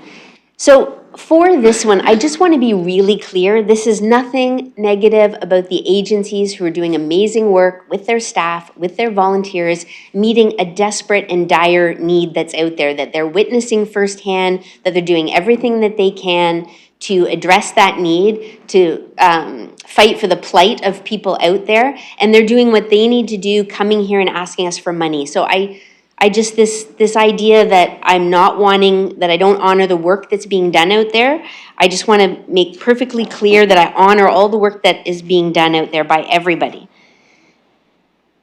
My concern is the system and the model that we're using and the lack of confidence that I have to do my job, which is to make funding decisions, and I feel that we don't have the information. We knew this funding was short-term. We knew it was coming to an end. We knew the need was going to continue. These agencies are dealing with all kinds of uncertainty every single day. This is an uncertainty that I don't think needed to come to us this way. I feel like it should have been very clear months ago that the funding was going to end, or that that a motion was going to come to council and ask us for the funding. This could have been done months ago. So to be dealing with this after the fact that the funding is already run out, and that we've got uncertainty in the vulnerable population, in the volunteer base, and in agencies that are having to deal with staffing issues, I have a problem with it. The funding that ran out, we had a bunch of them. It wasn't just these two. We had the London Cares 602 Queens that received $437,000. I've emailed staff and I found out that, the previous year it was done through life stabilization funding. Then in last year it was done through this temporary funding. Now they've found the money through life stabilization again. But I didn't know this. The Atlosa also had 2 full-time equivalents for their outreach funded through this temporary funding. Have they been able to continue? Did their funding end? I don't know. We have been told that there's a funding cliff coming. We know that, and we also have predictions from the agencies, from staff. Everyone says the problem is going to get worse. I have a difficult time making decisions in little piecemeal bits where it's coming from motions from colleagues that maybe sympathize with an agency. I'm not sure where this is coming from, but we have One that we supported to say come back, and now it's come out of committee with another agency with funding. So I look at the added agenda to see if another colleague added another agency, or is somebody going to bring it on the floor? This doesn't feel like a well-run city. It doesn't feel like a well-managed crisis. I want to know, what are the needs? What are the gaps? What are we prioritizing? What's coming in the next year? We've got winter response coming in June with options to us. Are we going to have the funding for that? What was the $300,000 in the reserve fund originally planned for? Because staff and the whole of community, system response, have not come to us and said we should continue this funding. We got a staff report months ago saying the funding was going to end. We're letting you know. There was no direction, no advice given to continue it. And now, before council, we're making a decision as to whether to continue it or not. And somehow, if we vote no, it's like, oh, we don't think they deserve the money, when that's not how I feel. But how are we making decisions? How are we assessing the need?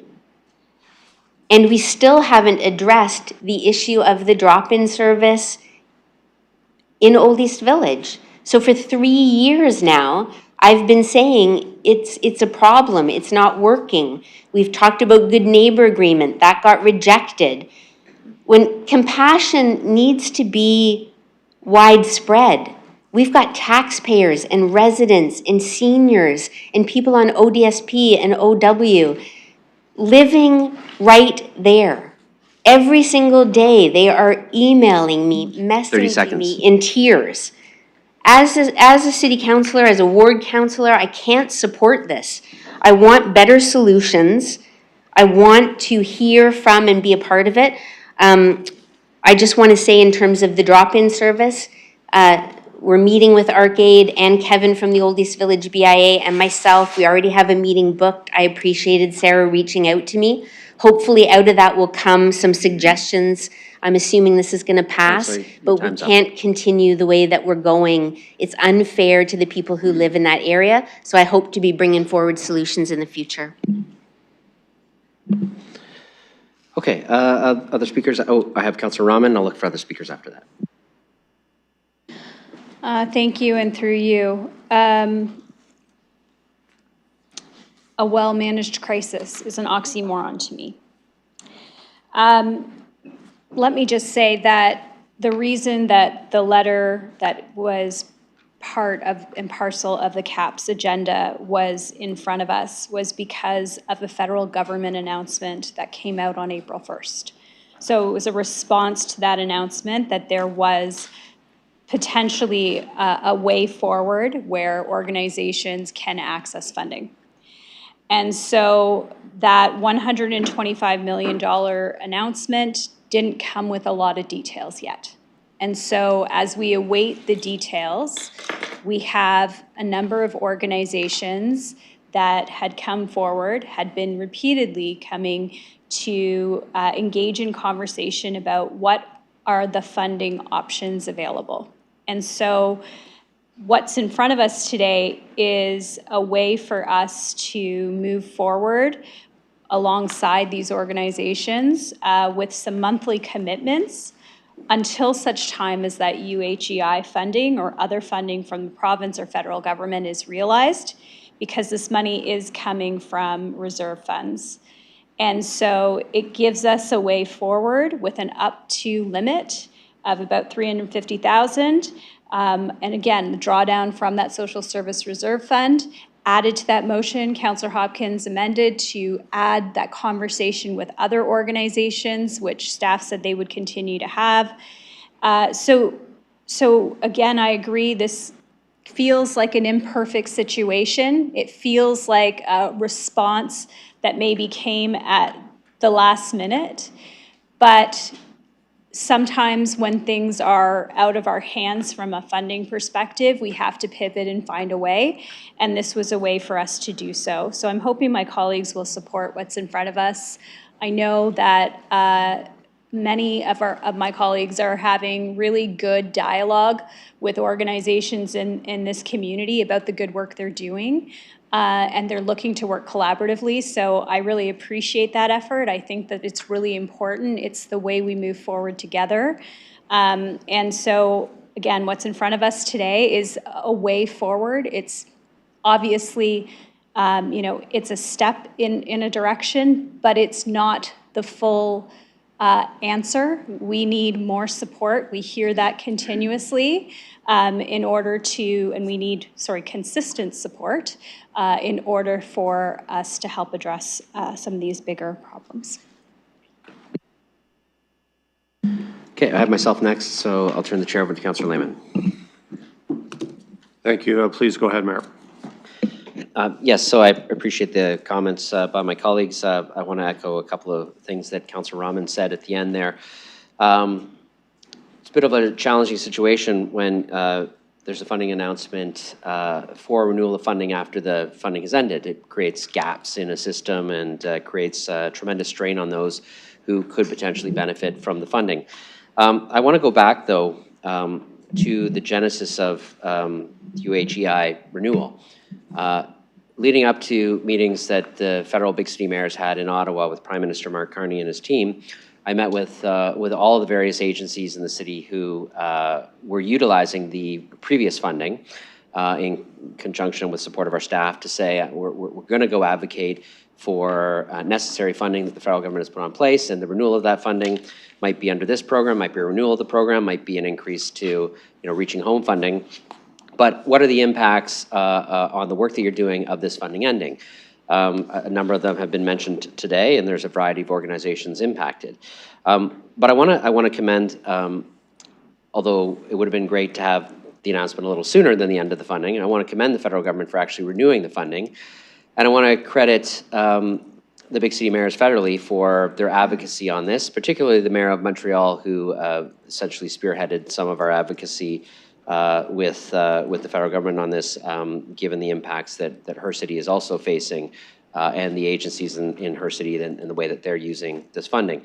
So again, I agree with Councillor Rahman. We deal with many imperfect situations all the time. To know that funding is going to be renewed but not have a lot of detail puts us in a very difficult situation to, try to find ways to allow agencies to continue their work, recognizing that we don't want to backfill federal dollars on an ongoing basis, but we do want to position ourselves very well to try to get those dollars.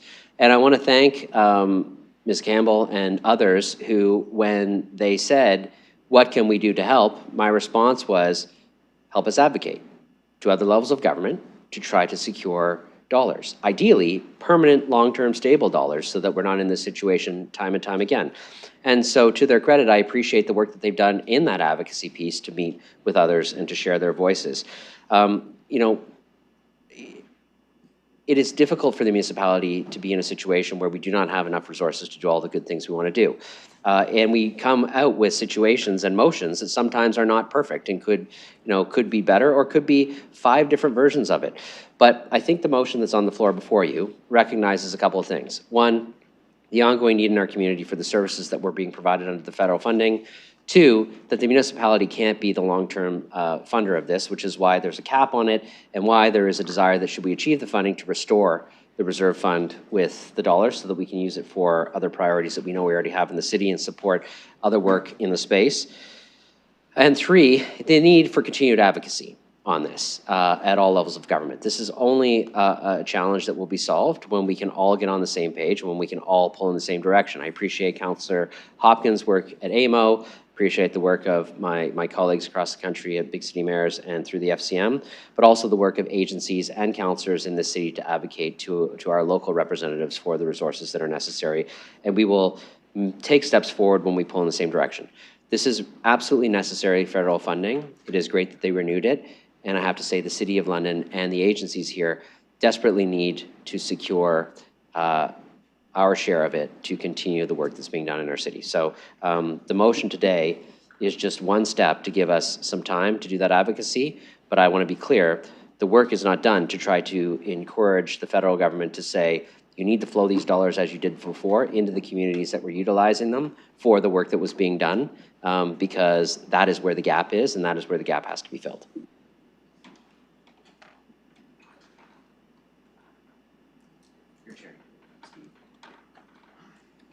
Steve, I'm going to need that chair. Sorry, I'm going to return the chair to you. Thank you. I'll go to any other speakers on this. Okay, then we have the committee's recommendation before us. We'll open that for voting.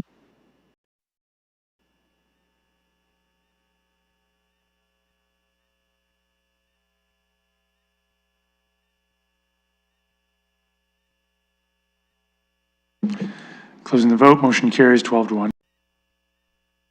Councillor Rahman. Thank you. That concludes my report. Okay, we're on to added reports, and I think he volunteered, kind of. Councillor McAllister volunteered to read out the report out of closed session, and there are two items that Councillor McAllister will present today. Thank you, Your Worship. And by volunteer, you mean the piece of paper was put in front of me? Then yes. Here we go. This is the seventh report of council in closed session.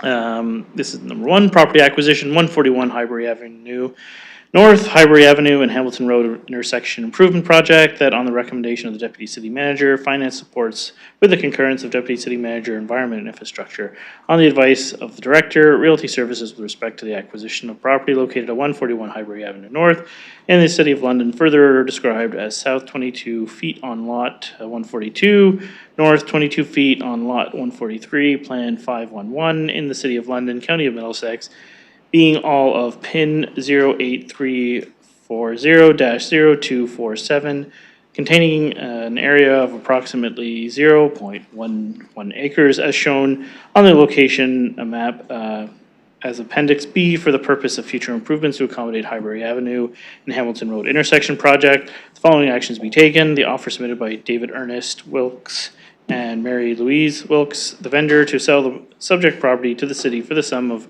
$340,000 be accepted, subject to the terms and conditions as set out in the agreement as Appendix C, and B, the financing for this acquisition be approved as set out in the source of financing report hereto as Appendix A. Sorry, I'll try to go as fast as I can with these, but I'm fading a little bit here. 2, Western Fair Association, City of London, JAAR Expo Center, redevelopment, construction, and contribution agreement. That on the recommendation of the Deputy City Manager, Neighborhood and Community-Wide Services, and the concurrence of the Deputy City Manager, Finance supports, the following actions be taken with respect to the staff report dated April 13th, 2026, related to the Expo Center redevelopment, construction, and contribution agreement. A, the Civic Administration be directed to apply the financing for this agreement as set out in the source of financing report as appended to the above noted staff report. B, the construction and contribution agreement as appended to the above noted staff report Appendix B between the Corporation of the City of London and the Western Fair Association regarding the redevelopment and operation of portion of the Expo Center, formerly known as the Agriplex, into 3 court gymnasiums be authorized and approved. C, the mayor and the city clerk be authorized to execute the above noted agreement. D, authority be delegated to the Deputy City Manager, Neighborhood and Community-Wide Services, or written delegate to approve the further amending agreements to the above noted construction and contribution agreement. E, the Deputy City Manager, Neighborhood and Community-Wide Services, or written delegate be authorized to undertake all administrative steps and execute financial reports as required under this agreement. And that progress was made with respect to items 4.2, 4.3, 4.4, and 4.6 as noted on the public agenda. 6.2/7/ICSC, 6.1/6/PEC, 6.1/6 CPSC, 6.3/6/CPSC, and that is it. Okay, you get to stand up, Councillor, because you're presenting that report. I'll look for any questions on both of those items that colleagues might have or any discussion. Okay, we're going to open that for voting now.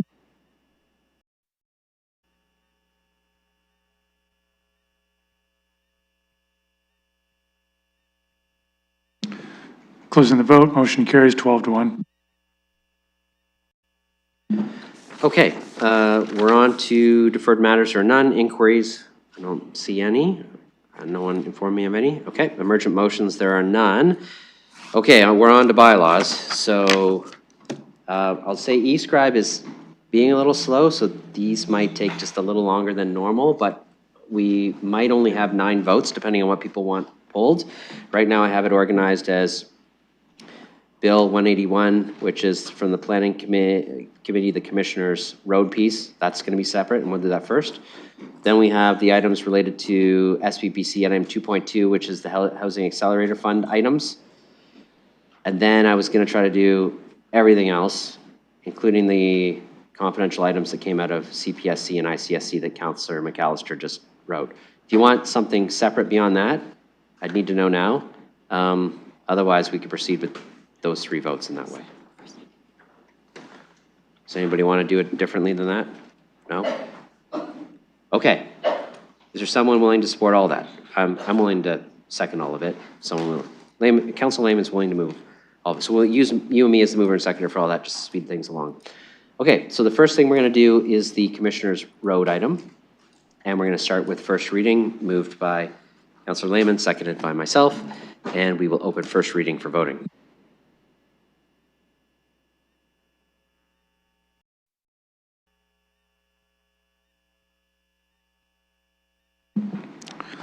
Motion carries 10-3. Okay. We'll just have 1 sec because we are faster than eScribe.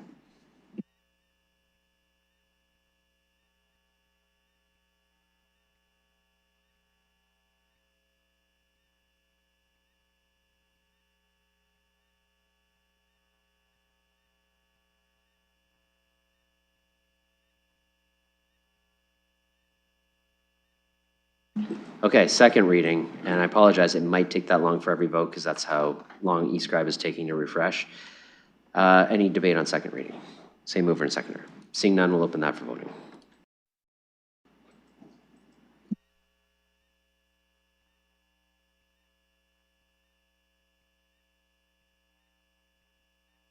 Councillor Purple. Motion carries 10-3. Okay, and we'll go to third reading, same mover and seconder, and we will open third reading for voting.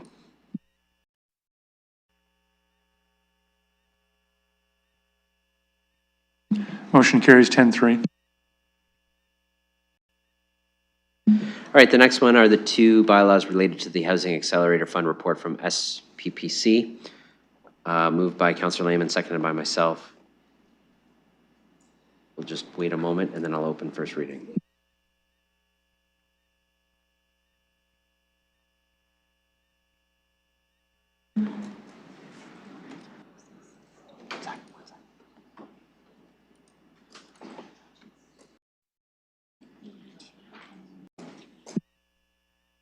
The bills are 182 and 183, and I believe it's from item 2.2 of the SPPC report.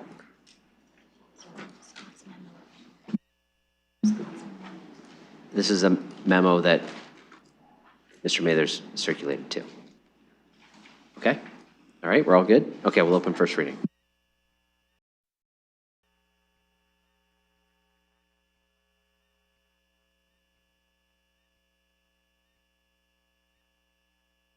Motion carries 12-1. Okay, and in a moment, we'll do second reading. Is there any debate on second reading?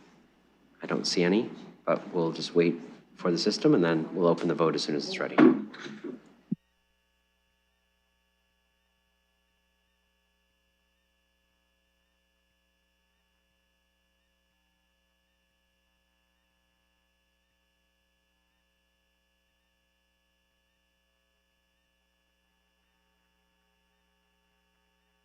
Okay, that should be open now. Motion carries 12-1.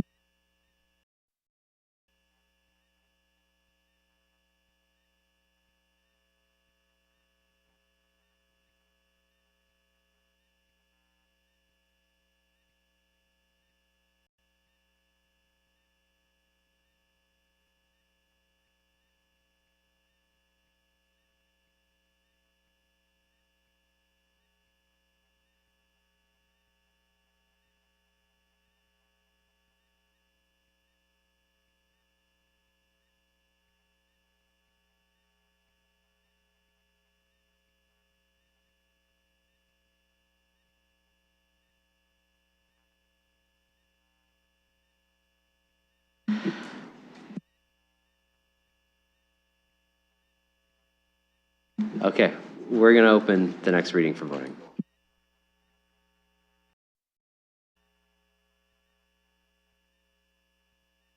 Motion carries 12-1.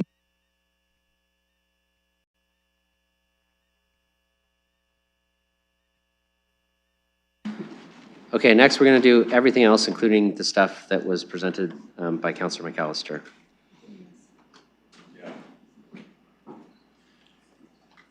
We've only got 3 more.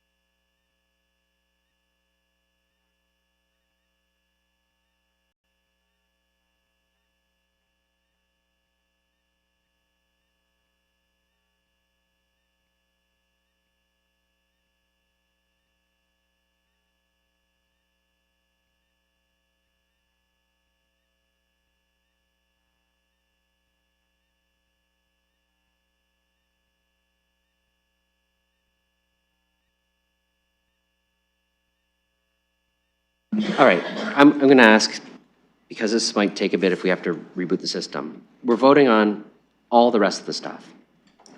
Is anybody actually opposed to all the rest of the stuff together?